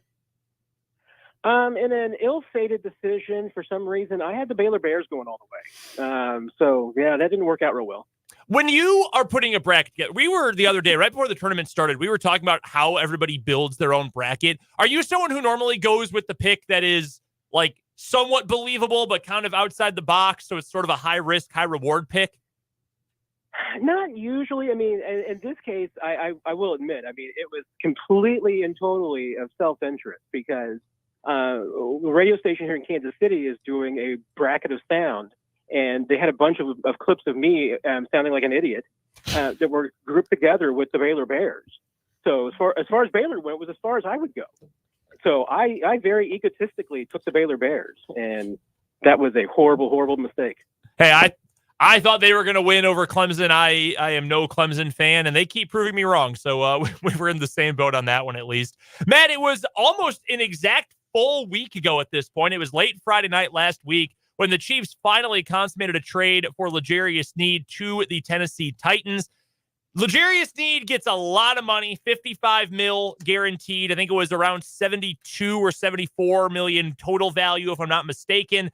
Chiefs get back a third-round pick in next year's draft, plus a swap of seventh-rounders this year. Which part of the deal surprised you more, the return for the Chiefs or the amount of money that Sneed's getting on his new contract? Honestly, the money that Sneed's getting on his new contract. I mean, I'm super happy for him because I wasn't sure he'd be able to get that much money, especially guaranteed. But that was the deal that I thought was a little out of his reach. I mean, it was very comparable, if not almost identical to what Jalen Johnson got with the Bears. And we had been making that as a comparison because, obviously they were both franchise tagged, both, same point in their careers, they're being eligible free agents for the first time. But the key difference is Jalen Johnson's 2.5 years younger than L'Jarius. And so, it wasn't clear to me that he could really match that contract. And when I talked to people at the combine in Indianapolis, it was kind of the same philosophy that if L'Jarius Sneed could get 15, 16 million per year, that's probably a pretty good deal for him. So to be able to get basically, 18, especially over 18 over the next 3 years guaranteed, I think it's an amazing deal for him. And because the compensation, I mean, it's been in the ballpark of what we've been talking about, that probably a third-round pick was what the Chiefs should expect. Hope for a second-rounder or a third plus a day 3 pick maybe. So I think that what they ended up getting back was kind of just in the middle of the lane as far as the compensation back. Because, again, L'Jarius is 27. And, I think it was the fact that there weren't a lot of teams in the bidding obviously keeps it down too. When it came down to it at the end, it sounded like just Titans or nothing. And then I think the Chiefs would have really been in a tough position if the deal with the Titans hadn't gotten done. Were there ever serious talks given by the Chiefs, any serious credence given to the idea of bringing back Sneed long term, or was this always going to be tag or nothing? It certainly, as it went along, certainly seemed like tag or nothing to me. I mean, I can't say that the Chiefs, other than giving lip service to the notion that they love L'Jarius, would love to work something out. But I think that was only if something could be worked out as a ridiculously favorable team deal. And I don't even think that was ever really discussed. It was pretty clear from the very beginning that both sides were pretty far apart on the money, and the Chiefs obviously pretty far in advance. Gave L'Jarius and his agent an opportunity to try and work out a deal. Good decision in that respect because it took enough time for that to get worked out that had you waited until the deadline for declaring franchise tags, and before even if you were going to if he was going to hit the free agent market, they really went 8 days early about when he could have made a deal and everything, 7 days early. So I think they played it about as well as they could have. It was just a tough hand for both sides, for both L'Jarius and for the Chiefs. And I'm not sure that the Chiefs. I think the Chiefs had the worst hand, but L'Jarius definitely won his. I think getting that deal was pretty impressive. Chiefs didn't lose it, but they didn't exactly give it away either. So I think they got what they needed. But no, I mean, to answer the real question, I don't think that L'Jarius staying with the Chiefs was ever a real serious option for them. Our guest is Matt Derrick of ChiefsDigest.com. He's our Chiefs insider and joins us on the Fleming Place Wine and Spirits hotline every Friday at this time here on 580 Sports Talk. Again, you can find Matt's work at ChiefsDigest.com. Find him on Twitter at Matt Derrick. Matt, I'm going to ask you to do a little prognosticating here, maybe a little looking into the future. And I trust that you're better at doing this when it relates to the Chiefs than you are when it relates to the NCAA men's basketball tournament. That's why I'm asking. Are the starting cornerbacks on week 1 for the Kansas City Chiefs already on the roster? Ooh, really good question. I'm going to say that they are, Dan. I really think they are. I mean, not that the Chiefs won't add some more bodies. I think they certainly could, whether it's a free agent, which I don't think that they're really desperately looking for, but if somebody at the right price came in, I don't think they would turn it down. And I certainly think that they're going to, invest a draft pick in corner. I think they probably will almost every single year. That important of a position. But with the depth that they currently have and the experience that they have on the roster, I mean, barring an injury, Trent McDuffie's one of your starters.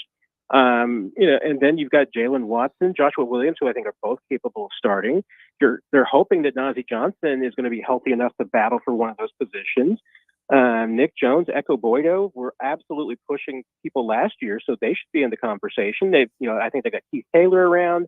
I'm probably missing another, corner that they've signed during the reserve future period. But, I mean, right there, enough. I mean, I think you got enough players right there. You could even withstand an injury or two before, if you're Brett Veach, you really get worried and would have to start looking to the outside. But they're so comfortable with the group that they have, and obviously they've done a really good job of coaching them to their scheme that I just don't know if, it would work as well. And I think this team, honestly, I mean, I think it's a testament to the team that they're past having to go out and find emergency corners, just because they get an injury and now suddenly have to go find somebody off the street to play corner for them. I think they're past that. All right, similar question, but we're switching sides of the ball. Is the week 1 starting left tackle for the Kansas City Chiefs already on the roster? That's a much trickier question. And I would say probably greater than 50%, I would probably say no, it is not. I think chances of Wande Morris being the starting left tackle is probably about, I'd say 40%. I mean, he might be the favorite, but I think there's probably most likely would still be that it's somebody that's a veteran, not signed, whether that's Donovan Smith or somebody else. I think that would be a significant 35% chance there, and there's a chance that it's a rookie that they draft. I mean, if they take a left tackle in the first round of the draft, I mean that player absolutely would be expected to start from day one. I think, and I think there's talent that they could get at that spot. So depends on how they want to go about it. I mean, if this is another 1 year Band-Aid, or you feel like Wande Morris is your guy, then you can make a decision there. But if they feel like there's a left tackle of the future that's available for them, especially in that number 32 spot, where somebody falls or somebody they can move up and get, I wouldn't put it past them. So that one I think is trickier. So I would say no, the starting left tackle is not currently on the roster. So if they don't add a veteran cornerback in free agency, and if there's still a chance, a non-zero chance that they don't add a veteran left tackle in free agency, where are these $19 million in cap savings from the L'Jarius Sneed trade going? Or are they going anywhere this year? Or are the Chiefs going to keep that powder dry and work on extensions for core pieces with some of that cap space? Yeah, it's a good question. And then, because you're talking about probably maybe 10 to 14 million of the cap space that they have, which would include obviously some of the 19.8 from L'Jarius and the money that they currently have. Like I said, 10 to 14 million of that is easily going to when you have the entire 53 rather than just top 51 contracts. the draft class, practice squad rosters, injured reserve, just the money you want going into the season in case you need to make a move. I mean, that's half the money right there. But then you're going to have another, maybe $10 to $14 million that you can use, whether it's on trying to get some extensions done with players that you have now. Even if you want to get Creed Humphrey, Nick Bolton, and Trey Smith, their deals right now are so affordable. You really won't save any money. I mean, trying to rework their deals for the most part. I mean, and certainly if you give them a signing bonus, you'd probably have to eat a little bit of that contract this year if it's a kind of a restructure rather than a true extension. So, there's some of it right there, but honestly, I mean, I think that the Chiefs, because of their cap situation, because of, what they're looking to do in the next couple of years with extending their own players, I don't think they'd be opposed with a little more carryover this year than they've had in the past. So, last year, I think they ended up just covering over a couple of $1 million. If they carried over more than that to accommodate the extensions that they've got going forward, I don't think that'd be a bad idea. And, and that factors in, once again, we talked about the puzzle piece with Jarius Sneed. I mean, you are 2 years away from having to bump up Trent McDuffie's contract number in a significant way, both his fifth-year option at minimum. So there's money for that to go into the future without even having to spend it this year. Matt Derrick, our guest here on the Fleming Place Wine and Spirits Hotline. And Matt, becomes official today, but there was a reported signing for the Chiefs over the last couple of days as they get into the International Pathways program, getting a former rugby star, Luis Rees-Zammit. They're saying he can play receiver, running back in the NFL, but also be a threat on the return game with the new rules that they have there. Contract details a little bit came out earlier from Ian Rappaport, a 3-year deal with guaranteed money. How much does that mean that they're thinking that he's actually going to be able to make a splash with guaranteed money and a 3-year contract? Yeah, the guaranteed money doesn't surprise me a ton, because even usually on these deals for undrafted players, they get the 3-year contract, and then the 4th year is when they would be a restricted free agent. So that's a pretty standard deal. And then even some of them still get some guaranteed money. It'll be, to me, significant how much he got. That's usually one of the things you have to do, especially when a player like this, because there were at least 4 or 5 other teams interested. So there was a bidding war to a degree. Players like this they're not getting $10 million. It's not like that. I mean, he's still going to be making league minimum. It's just that there's probably a little guaranteed money in there, and then some signing bonus too. So it's not a ton of money. It's something that you could easily walk away from, but it's a big deal for the player, enough to make it worth their while and for them to choose you over somebody else. I think there's obviously a lot of physical talent there. I mean, I know he's been measured at, I think, 24 miles on the rugby pitch. So he's got some skills, but anything like this, I mean, I think you have to tap the brakes on the expectations, because what's the most likely outcome for him for the 2024 season? Better than 50-50 chance that he's the 17th guy in the practice squad and is just there to learn. If he plays this year, I would expect as a practice squad elevation to see what he can do. Certainly get a lot of experience in training camp and preseason games, especially on the kickoff. But yeah, to me, I mean, especially considering it's a brand new game essentially for him in many ways, I think it's really, really, tough for the kid to expect a huge a huge production from him, or even contribution from him this year. Matt, does this complicate things then for Chukwuemeka Godric, who is already on the roster as an IPP guy? It really doesn't, from the people that I've talked to. Each team now is allowed one international exemption, and you don't have to use it. I mean, when they brought back Chu this year, they were with the expectation that they probably would not use the exemption on him. So he can just go about now being a regular NFL player. Really, the only exception is that if for instance, the Chiefs didn't want to keep him on the practice squad, another team could make him their international player. You can have the exemption more than once on a player, so somebody else could make him their international guy. But if the Chiefs want him on the practice squad this year, one of their 16, and they can absolutely carry him on the 90-man roster, it's just up to them to choose which one they want to put the exemption on. The exemption basically just gives you a little bit of protection about teams stealing them and everything, but it's not a significant deal. And from everybody I've talked to at Arrowhead and close to Chu as well, it sounds like that the Chiefs are absolutely interested in keeping him around, and it's not going to have any effect on his availability with the club. All right, Matt, last thing I've got for you, and it's our favorite time of year when we ask you this question every time we talk to you leading up to the draft. If you had to put money on it right now, what position the Chiefs will pick at number 32 in the first round, what would you pick? Oh man, I'm trying to think if I'm comfortable enough, making putting my money down and or not hedging my bets a little bit. I probably would hedge, but it's probably because of the mood I'm in right now. I was just talking with my partner in crime on the podcast, Nick Jacobs, for Sunday's episode that's about tackles. So I'm probably going to say left tackle right now because they're foremost on my mind, and I do think that there's going to be some depth there. I mean, wide receiver, it's 1-2. I would be surprised if it's anything else. It certainly could be something else, but I think those are the two most likely. And right now, if I had to put the chips on one position over the other, I'm going to put it down on tackle. Matt Derrick covers the Kansas City Chiefs over at ChiefsDigest.com. Make sure you're following his work there. Follow him on Twitter as well, at Matt Derrick. He joins us every Friday at this time on the Fleming Place Wine and Spirits hotline for our Chiefs Insider. Matt, we appreciate the time as always, my friend. We'll talk to you soon. Sounds great. Take care, everybody. That's Matt Derrick from ChiefsDigest.com, the best of the best when it comes to coverage of the Kansas City Chiefs.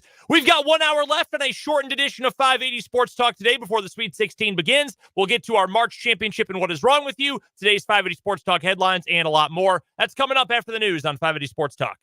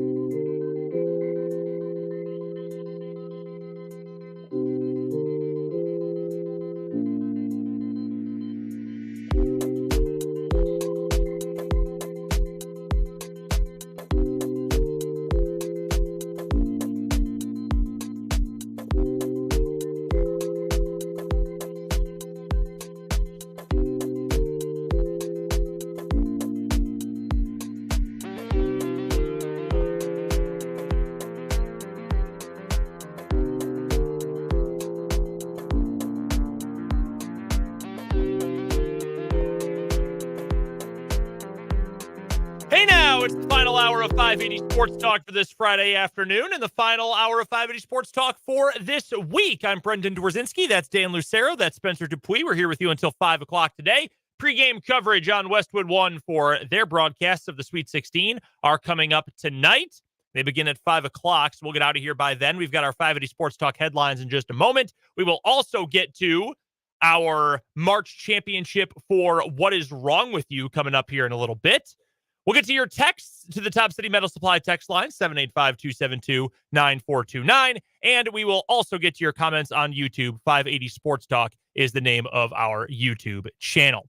No more wasting money on metal pieces that leave you with unnecessary leftovers, because Top City Metal Supply will cut exact lengths of aluminum, steel, and stainless steel tailored to your project's specifications. So start optimizing your budget with Top City Metal Supply on South Topeka Boulevard, just north of Forbes Field.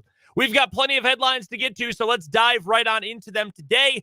First one for me, how about some K-State basketball transfer portal news? We will start with one player who we know is out, Cam Carter, who entered the portal last week. He has already found his new home.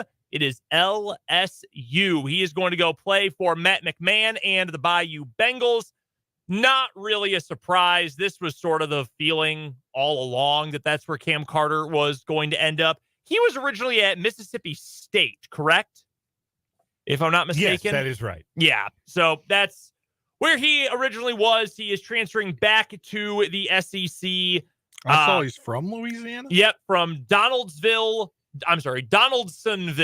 Louisiana. That's a really long town name. Mouthful. Yeah, it really is. Not a surprise by any means. Go back home, go back to the South, go back maybe where he's going to be in a system that suits him better. He'll be a little more worked up. I don't know. I know there's been a lot of talk that maybe he was kind of checked out at the end of the year. I know Fitz said that things were just kind of weird. We all sort of felt the same way. I saw some K-State fans today who were hypothesizing that there must have been tampering, and he's known for a month where he was going, and I don't know, man. It's been a week. Yeah. He visited yesterday. And I'm sure that somebody on his behalf talked to somebody at LSU. I would not be surprised by that at all. Here's the thing. Everyone's tampering. If you think your team's not tampering, they're tampering. Fitz talked about it yesterday. Yeah, I hate to. Well, what's the disincentive? Like, there isn't one. There's nothing in now. Charge? Like in the NBA or the NHL or the NFL or the MLB or MLB. Sorry, I said the MLB. JAR. Terrible. Anyway, in the professional ranks, there are punishments for tampering. You can lose draft picks. You can be fined as an organization. There is no governing body that will punish you if you're tampering in the transfer portal. The NCAA doesn't have that kind of stroke. They've got no oversight on this stuff. Especially because it's the same thing when coaches move jobs and they tell you, well, I didn't speak to anybody before this date. Well, sure, you didn't, but your agent did, your people did, your management did. I'm sure it was the same thing here.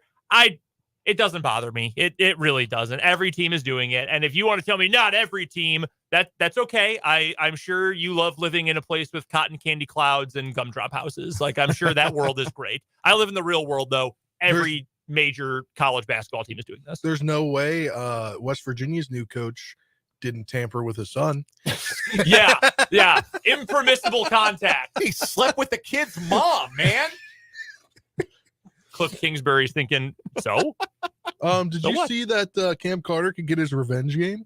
Yes, they are coming to Manhattan this year. Yeah. That's, I figure he'll get a decent ovation. I don't think people would boo him. Maybe they will. I don't know. He played for an Elite Eight team. He was good on an Elite Eight team, but we'll see. I did see that, though, on the schedule for next year. So Cam Carter is going to LSU. Meanwhile, Derrick Young of On3 Sports and KSO, I believe. Is that KSO now? I think it is.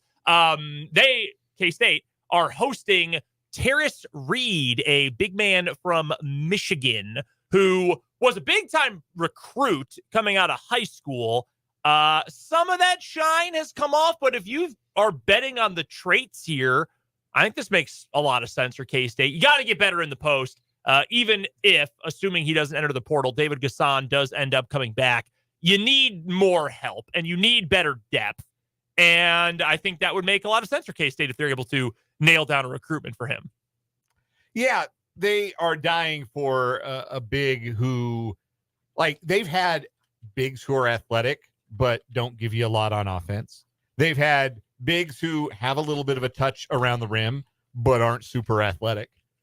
They need a big who's the total package. Like the big physical big, like you can see like the vision with a Will McNair, like you could like Will McNair is Bebe Eziola, right? Like same kind of Oh my God. Like same thought process. Like we need a big who can bang with other bigs in this conference. We need like big, physical, sturdy, strong, veteran, big man with a little bit of touch. But like they're not scoring anywhere further away from like 3 feet from the basket, and they're not a passer, and you can't really run when they're on the floor. David Gasson, Jarrell Colbert, flip side, real athletic, got some defensive upside. Gasson is a switchable defender. Colbert is a rim protector. They give you even less offensively. Like can't shoot the ball a lick. Don't really have a reliable post move, although Gasson got better towards the end of this past season. I think kind of finding his niche as an offensive player. So they haven't found that well-rounded big, that 5-man who is physical enough, but is also athletic enough, but can also pass out of the post or pass out of a double team or hit a cutter in stride, and can also make you guard him outside of 2 feet from the rim. It would be nice. Like there aren't a ton of guys like that out there, but it would be nice if K-State could find one. And I, again, haven't eaten the tape on Terrace Reed, but 9 points and 7 boards as a sophomore in the Big Ten suggests to me that there's a little bit of a well-rounded game potentially there. So that is the latest on the portal news for K-State. There are some rumors out there that KU is deeply involved and may potentially be landing the commitment of a player from Florida. It's just rumors at the moment. Riley Kugel is his name. He entered the portal earlier on this week. Crazy athlete. If you're just looking at the box score stats, you're not going to be impressed. To be frank with you, I don't love the idea of adding this particular player and his kind of production, but KU needs to get more athletic, way more athletic, and he is a supreme athlete. So we'll see. It's all just rumors and hearsay right now, but that's your latest transfer portal update for today. First headline for me, we had an NFL trade today. The Philadelphia Eagles sending Hassan Reddick to the New York Jets. The Jets acquiring Reddick, who's put together back-to-back double-digit sack seasons. I believe he got there this past year. I should have maybe double-checked his stat line before I said that out loud. I just could have gone to his Pro Football Reference page. Yeah, he had 11 sacks this last year after having 16 the year before. In fact, it's now 4 straight double-digit sack seasons for Reddick, the last 2 of them in Philadelphia. But the 29-year-old edge rusher had asked for a trade, and today the Eagles granted his wish, sending him to the Jets. The Jets send back a conditional 2026 third-round pick that could be a second-round pick if Reddick has 67.5% play time this season and has 10 or more sacks. If not, then the pick reverts to a third. This is obviously a typo in Adam Schefter's tweet because he said it's a 2023 third. So we would go back in time, and they would be allowed to make an extra third-round pick in 2020. Or they just get their third pick. Yeah, so he corrected that. He did issue a correction to that. I got to go find this. So, yeah, it's a 2026. Okay.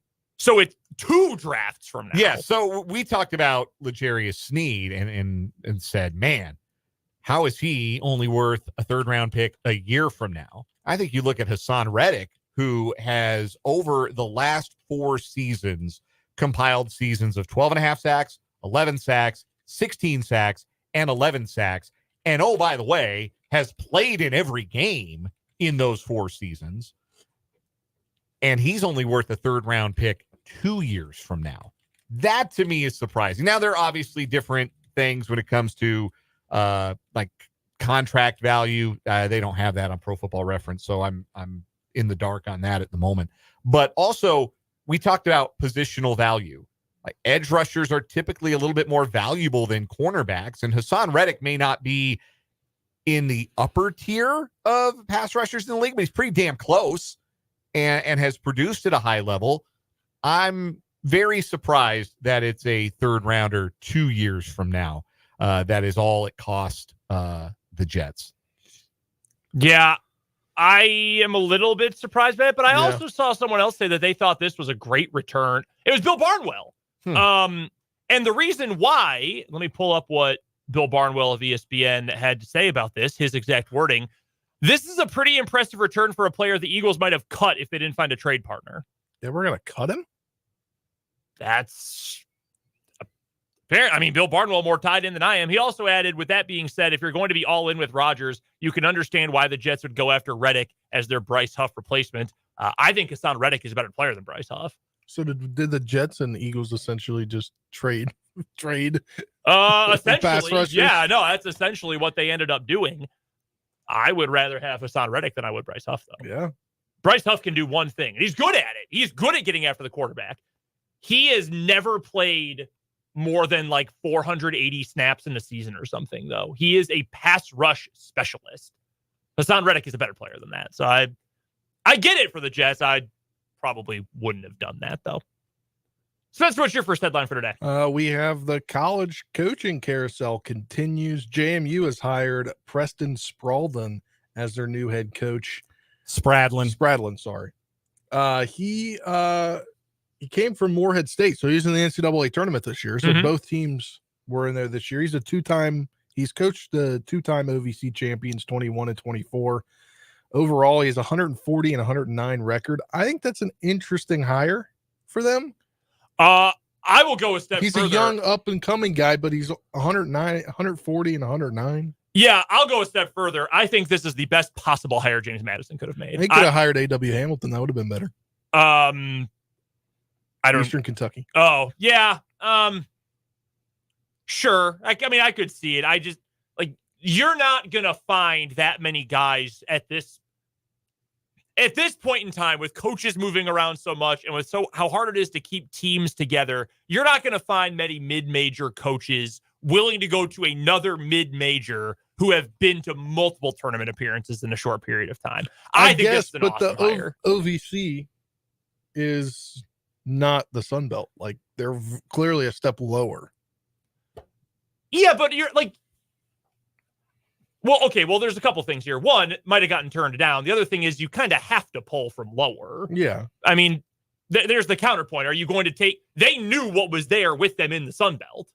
I have no problem with this. I think this is a great hire. I really like this hire.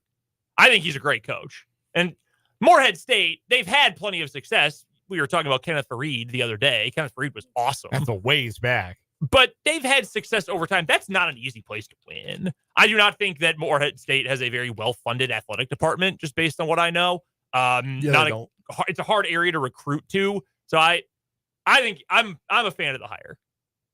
I've seen a lot of talk the last couple of days about who could be the East Coast Gonzaga. There won't be another Gonzaga program, but essentially who can be the powerhouse mid-major of the Eastern time zone. And I've seen a lot of people say either James Madison or College of Charleston. Charleston, because it is private. They've got something of a history. They've won a lot recently. And the other part about James Madison was people don't realize how big James Madison is. It's huge. It is a large school that's well-funded with a huge alumni base. I kind of thought it was going to be VCU.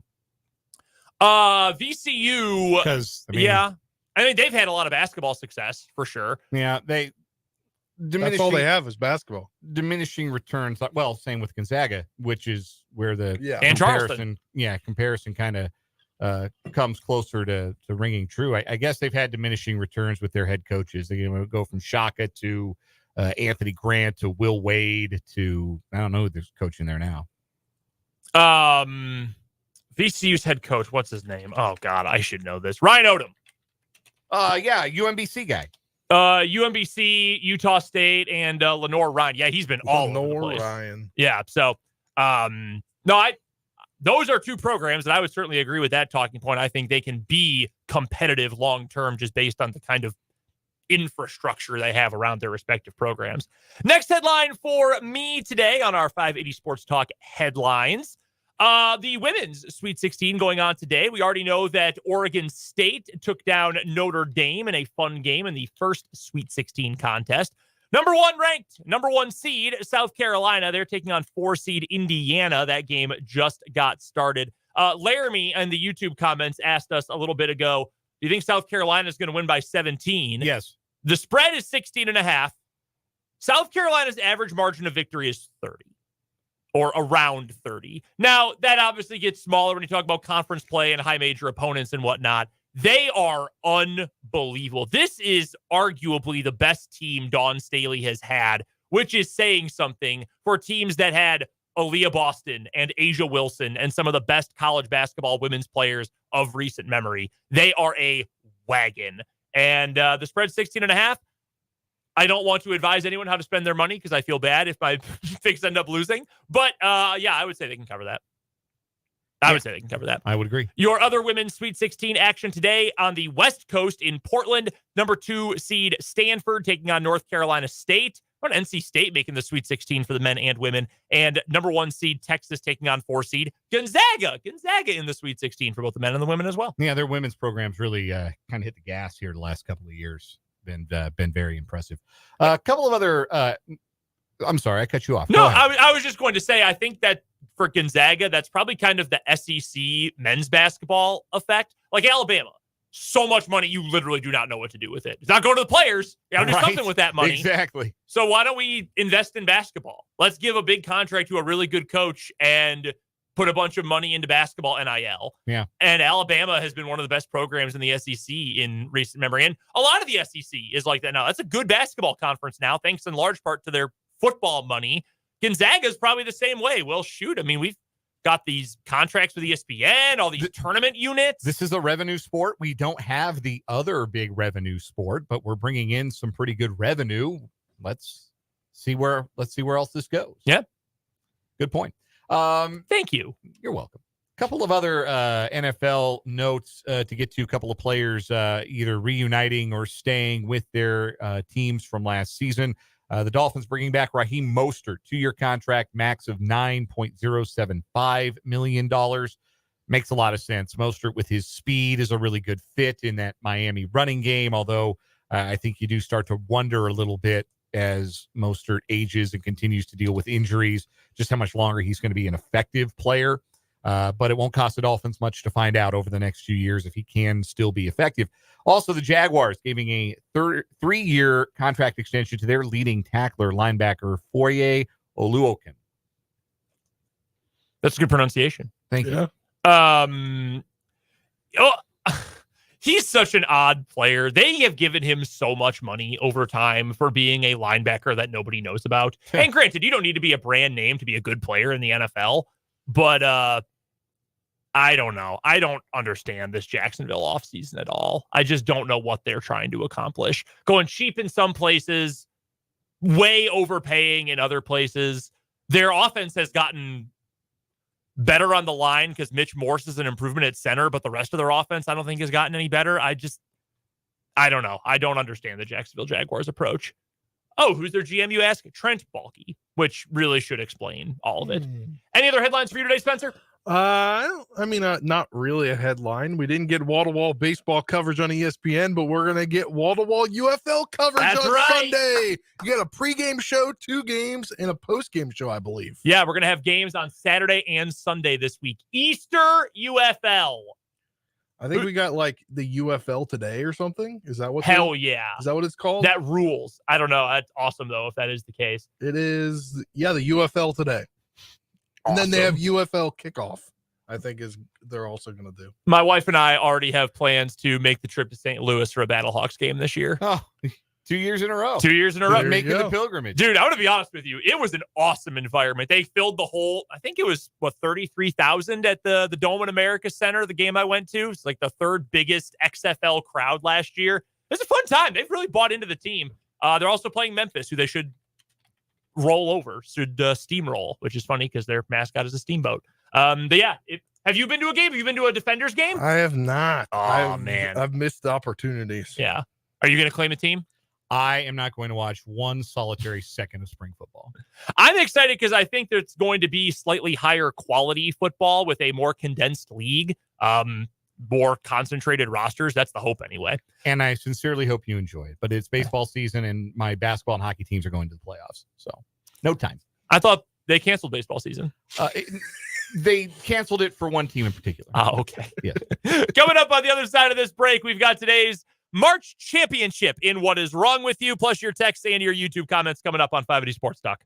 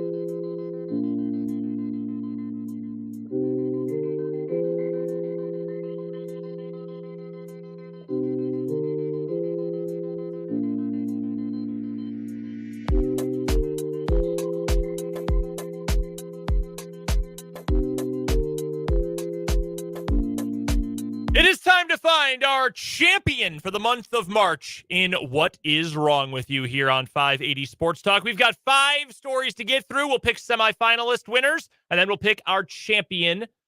Let's get first to our play-in matchup. This was our first and last weekly winners. First, it was a one-day week, March 1st. Our winner, with Dan not here, I don't know where you were. I must be doing high school basketball. Must have been. Yeah. We go that to Friday night. Yeah, I was out in Riley. Yeah. Okay, that makes sense. So we go to a Dairy Queen in Kentucky. This was Spencer's story, Campton, Kentucky, where an employee forced her younger coworkers to eat a solution of ice cream mixed with cleaning supplies. It was the manager. Yeah, the manager working there. She called all employees to a mandatory staff meeting Friday night where they forced the staffers to down chemically contaminated soft serve, whether they liked it or not, including a 17-year-old, among others, whose parent said, quote, "I was livid." Parent, Angel Patton, her mother. They were told by the manager that whether they liked chocolate ice cream or not, they were going to eat it today. Some of the 8 employees who were involved were taken to the hospital following the meeting. Some of the kids had complained they had a burning sensation when they swallowed the ice cream. Yeah, I can imagine. Her daughter has since quit her food service job, and the county sheriff's office was investigating. Not sure I could ever I don't eat think ice there's cream been again. any update on it, though, unfortunately. Yeah, I'm excited to find out how long her prison sentence is, even 1 million years or 2 million years. That will go up. Or what were you going to say? I just don't know if I could ever eat ice cream the same way again after that. No, I feel like I would have PTSD. Ruined ice cream for me forever. That's a jailable offense in and of itself. That is in our play-in matchup against this short week's winner, which is the Landlord Gangsters from Lock Haven, Pennsylvania, a upper middle-aged married couple who wanted to evict their 19-year-old tenant. And they did so by breaking into her apartment late at night while she slept, blasting her front door with a Soviet-era rifle, and then waving a pistol in her face, screaming at her. She was able to call 911. The landlords were arrested and are both going to serve jail time. That's one way to do it, right? All right, so that's our play-in matchup. Who advances on to the semifinals? Easy landlord gangster. Easy. Ooh. I remember I had to go back and listen to some of these as I was getting the notes ready for today. And I voted against the cleaning supplies creamery originally on the grounds that I wanted stupid over evil, because this was evil. But it was way outnumbered. Spencer and the text line all over the cleaning supplies creamery. Yeah, I'm kind of leaning that way as well because we have evil versus evil here. Yes. I like the stupid over evil tiebreaker. I have employed it a time or two myself. But, yeah, man, line up your employees and say, you're about to eat this tainted ice cream. Yeah, major Jonestown vibes with that. That really make me kind of uncomfortable. Yeah, man, that's like supervillain stuff. All right, so Landlord Gangsters, we're all in? Does that get the win? Yeah.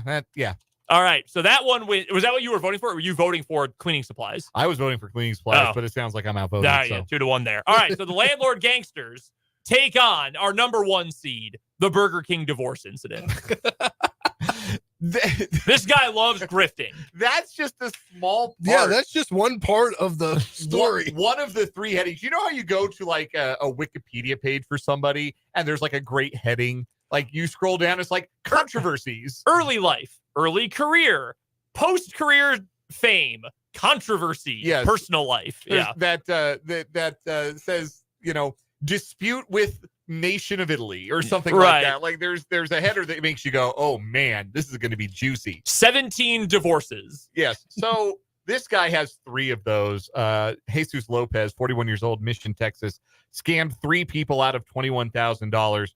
He scammed one person by pretending to be a car salesman and took $1,500 from them in exchange for a Chevy Impala. But he didn't work at the car dealership, so he just absconded with the money. There was also the fake jail bail incident, which I think holds up really well on its own. He scammed a woman who was trying to bail her son out of jail, impersonating a paralegal, took bail money, and then said, hey, sorry, your son can't be released from jail. due to citations. I need money for the citations. I need money for your son's vehicle. I also need money for uniforms at your son's new job that I got him. Please don't ask any further questions. This woman didn't ask any further questions and turned over in excess of $13,000 to him. That would stand up well enough on its own. But the fact that sandwiched between those two instances, we have what is titled the Burger King divorce incident, in which he was hashing out someone's plan to get a divorce while pretending to be a paralegal at the Burger King. And he was able to take over $6,000 from this person for, quote, legal services that he was not able to render because, again, not a paralegal. What was the tip-off? I don't know. Probably the fact that they were having a sit-down next to KidVid at the play place at the Burger King. Did Burger King's by you guys ever have the like GameCube attached to the wall? You ever see one of those? No. Most of those at rest stops. I think more often at McDonald's than Burger King. But they would have like a GameCube with one game glued to the wall, and you could play it. So the demos at the store? Yeah, pretty much. Yeah. I just remember the Burger King Kids Club. My guy KidVid, he looked like Buzz Beamer from Sports Illustrated for Kids. That's pretty funny. Yeah, KidVid, Boomer, Jaws, Wheels. He was in a wheelchair. I love Burger King. I really do. So, yeah, having your meeting sitting down next to like a stand-up of KidVid saying, yes, I can help you get a divorce. No, I would not have bought it. All right, so those are our first semifinal competitors. It is the play-in winner, the landlord gangsters, or the Burger King divorce incident. It's the Burger King divorce incident for me. Yeah, there's just so many wrapped up into one. I think it wins. It's so many stories. Yeah. And they're all really flimsy. They're so flimsy. They are really flimsy, and yet they still worked. That is our winner. There's 2 votes for that one, so that advances on to the finals. Our next semifinalists. The 12-year-old joyride. Do you guys remember this story? I don't either. All right, so we're going to Evansville, Indiana, where a 26-year-old woman was arrested after police say she let a child drive her car and endanger others on the road. Shortly after 1 a.m., okay, I remember the story now. Evansville police officers say a man called 911 to report his own sister-in-law, Lindsay Pearson, took 3 kids out joyriding. Pearson admitted to picking up the 3 children after having a drink at Rick's Sports Bar, and I guarantee you it was not just one. Pearson told police she was trying to teach one of the juveniles, a 12-year-old boy, how to drive. Officers say that she admitted to the child driving her and the other 2 around Pollock Avenue and then toward the riverfront and back, and then when asked, claimed she did not know that 12-year-olds could not drive on public roads. A classic Dave Chappelle defense. I didn't know we couldn't do that. Officers say she was taken into custody and was screaming loudly outside her apartment complex at 2 a.m. She then tried to pull away from officers while they were trying to search her. She was arrested on several charges. That is the 12-year-old's joyride. Just one drink at Rick's. Yeah, one. One soda pop. The 84-ounce Long Island iced tea. Had a bowl, one of those fish bowl drinks. Yeah, just one. It was a double, though. One drink. Our winner from last week is our final semifinalist, Fake John Taffer. Vic Caroleo, a man from Naples, Florida, who also spends time in New Jersey, had been passing himself off to women he was meeting as John Taffer, the host of the popular syndicated show Bar Rescue. And he was even bragging on social media about it. And he would then use that. Was he bragging about being the bar rescue guy, or was he bragging about looking like the bar rescue guy enough that he could convince people that he was the bar rescue guy? I think he was saying he was the bar rescue guy. Well, no, based on this Facebook comment where he says, under a John Taffer post, my twin, so they say, I think he was just getting off on looking like John Taffer and then telling women that he took out a credit card in John Taffer's name. That's wild. He is now being sued over this. All right, so fake John Taffer or the 12-year-old's joyride? I got to go with fake John Taffer. Yeah, fake John Taffer. The easy one right there. I think it is very funny this woman claimed to only have one drink, and then she didn't know that 12-year-olds couldn't drive, though. I find that detail to be especially funny. So our championship match then for the month of March. We've got fake John Taffer down in Naples, Florida, or the Burger King divorce incident. So I love I think scam stories are my favorite. What is wrong with yous? Over time, I love them too. I have come to love a good scam story. Love a good fraud story. Yeah. They can be so very funny. The reason I'm leaning towards the Burger King divorce incident, because this is truly one that could go either way. And if you guys vote in a different direction, I will understand, and I will tip my cap to the fake John Taffer. But the reason I'm leaning toward the Burger King divorce incident is because any one of the 3 incidents in the article about this gentleman would have probably at least won a day of what is wrong with you. Taking money from somebody at a car dealership and then just leaving. Yeah. I'm a bail bondsman and a paralegal. I need $13,000 to get your son out of jail. I've also found him a job. Yeah, I found him a job, but I need money for his uniform. I'll take care of that. I'm the go-between. I have earned this level of trust. All 3 of these stories would have at least won a day, if not a week. If you smash them all into one guy, that to me is a monthly what is wrong with you champ. Do you think she did ask, like, what citations? What was he cited for? Do you think that ever came up? I'm sure he deflected. We've got a great comment here from Jeffrey as well on YouTube. I vote the fake lawyer. Would have met him there for breakfast croissants, though. Man, my wife hasn't had the Burger King breakfast before, and I still need to introduce her to the croissant sandwich. Never? What? I have this very vivid memory from when I was a kid. Yes, me too. My dad and I, because the closest Burger King to where I grew up was in the same strip mall as my dad's laundromat, or his dry cleaner, where he always took his stuff. And back in the day when I was a kid, he wore nice clothes to work every single day, so we had a lot of dry cleaning. Saturday mornings, he would wake me up. We would watch a rerun episode of Mystery Science Theater 3000 in the morning. He would then drive across town, get his laundry, and bring back Burger King breakfast. Usually a large order of their hash browns, which are so good. Man, we are getting Burger King breakfast tomorrow, my wife and I. That's happening. That sounds absolutely delicious. What's your vote, Spencer? It's got to be the layered story. I think that, like as Dan said, like it wins. Like any of those individual stories would probably win a day. So the layering of that story just makes it the March champion. There's another underlying what is wrong with you here. All the people who were scammed by this guy who is not really great at scamming. Like the we don't know themselves were not all that great. We don't know that he wasn't. He had to have been very convincing to get $13,000 off of this one woman. Well, convincing, yes, but like the story he was peddling was not exactly ironclad. Pretty flimsy. Yeah, okay, I get that. I get what you're saying. But yeah, I'm with you on that one. This is a good month. This is a really strong month of stories. With the 12-year-old Joyride one, we didn't even remember. And that was a weekly winner from earlier in the month. But it is the Burger King divorce incident that is our March champion and it will advance on to our tournament of failed champions coming up in the month of December. We will see him then. We've got to take a time out. More of your texts to the Top City Metal Supply text line, more YouTube comments, and more 580 Sports Talk is coming up after the break.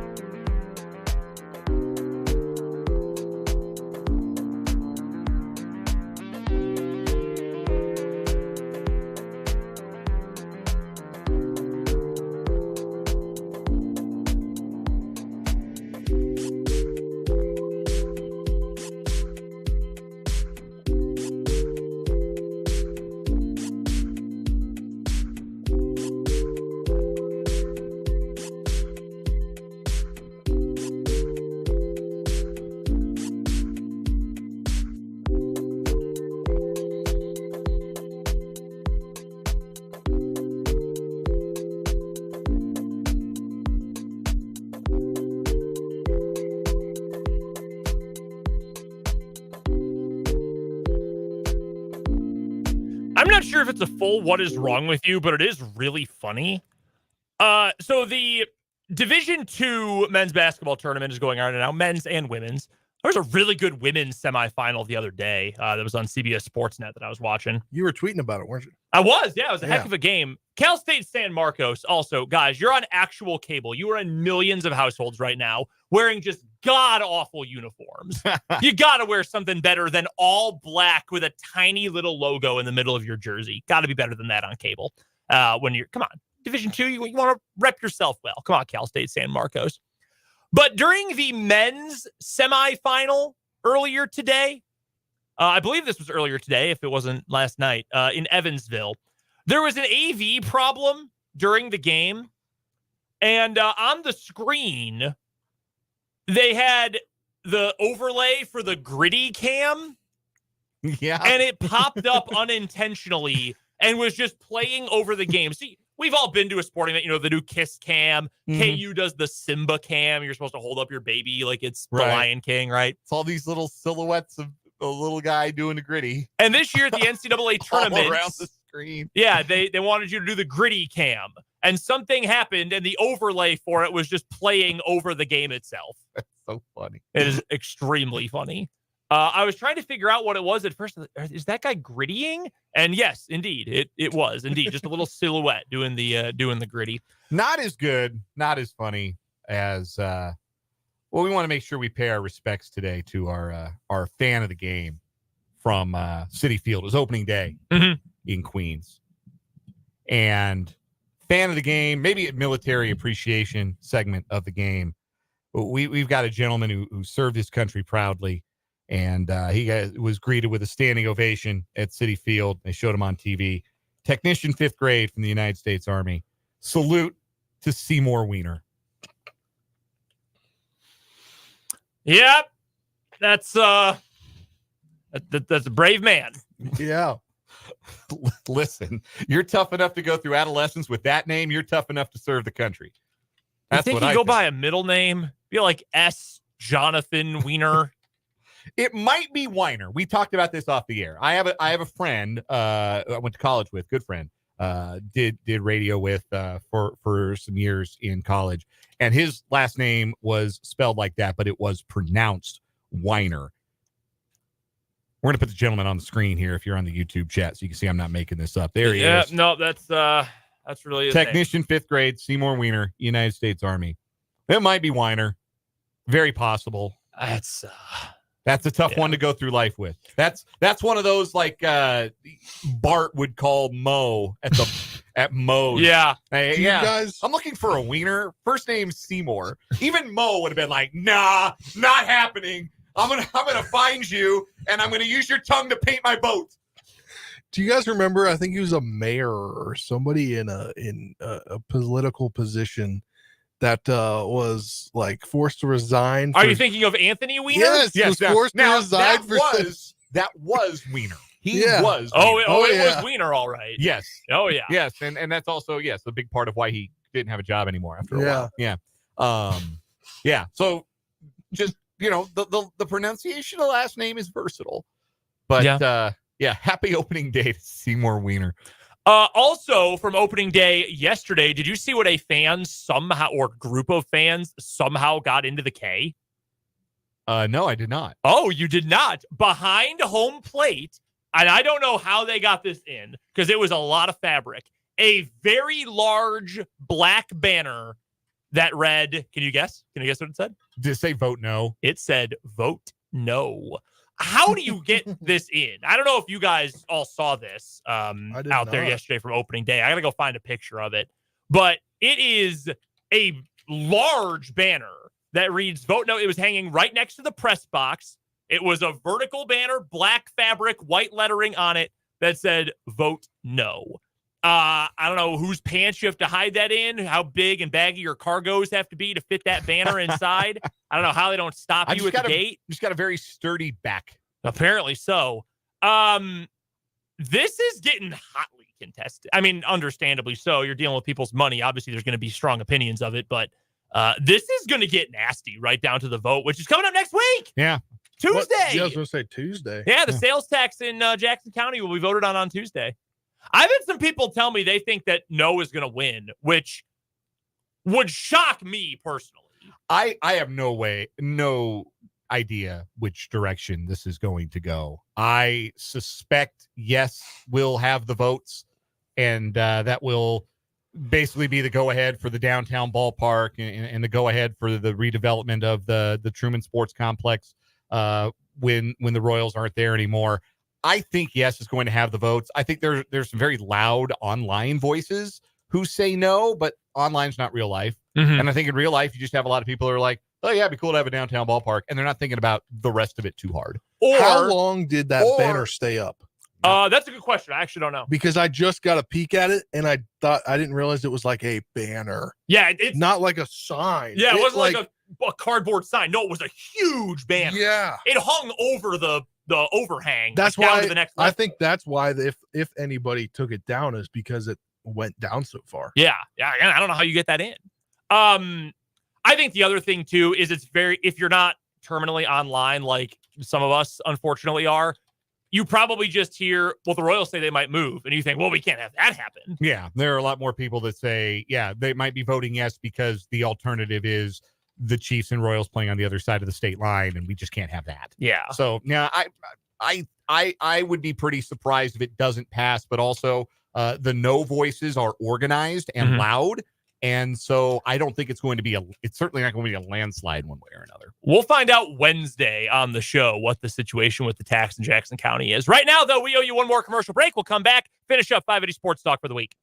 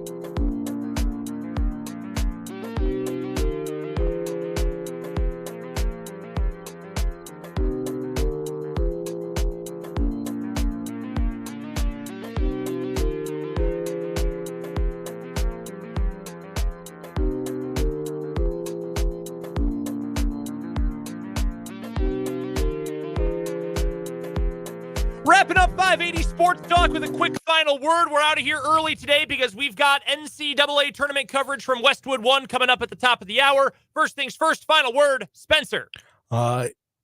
Week's over. Finally get to see my girlfriend tomorrow. She flies in tomorrow morning. All right. So first time in over 2 months. So, Awesome. yeah. Good for you guys. Excited. Have fun. Yeah. Take her to the pad. Yes, do that. Do take Okay. her. Yes, do. Take Have her you to been the to the pad. pad yet? No. Okay, yeah. Go Isn't that where you said we were going to go? Yeah, and then no, I owe you guys lunch. Time's gotten away from us. Yeah, I owe you guys lunch at the pad. Yes. Dan. Final word for me. If you were disappointed by the Royals opening day performance, I totally understand, but there were some good things to take away. And the best thing I took away from that performance was that even when Cole Reagans isn't at his best, he can be that good and keep the Royals in games. The hype is real when it comes to Cole Reagans. Final word for me, non-sports related today, but wanted to send best wishes to all of you observing Good Friday today and a very happy Easter on Sunday as well to those of you who are celebrating. Hope you enjoy some great basketball coming up tonight and throughout the weekend. We'll be back with a full show, actually 2 to 5 again coming up on Monday. We'll be done early for the Royals, but we'll join you at 2 o'clock again coming up Monday afternoon. Don't forget to join or check out the podcast over at 580wibw.com and the replay of the YouTube stream over at 580 Sports Talk on YouTube. For Dan Lucero, for Spencer Dupuis, I am Brendan Dworzinski. Enjoy the Sweet 16 and the Elite Eight. We'll talk to you Monday on 580 Sports Talk.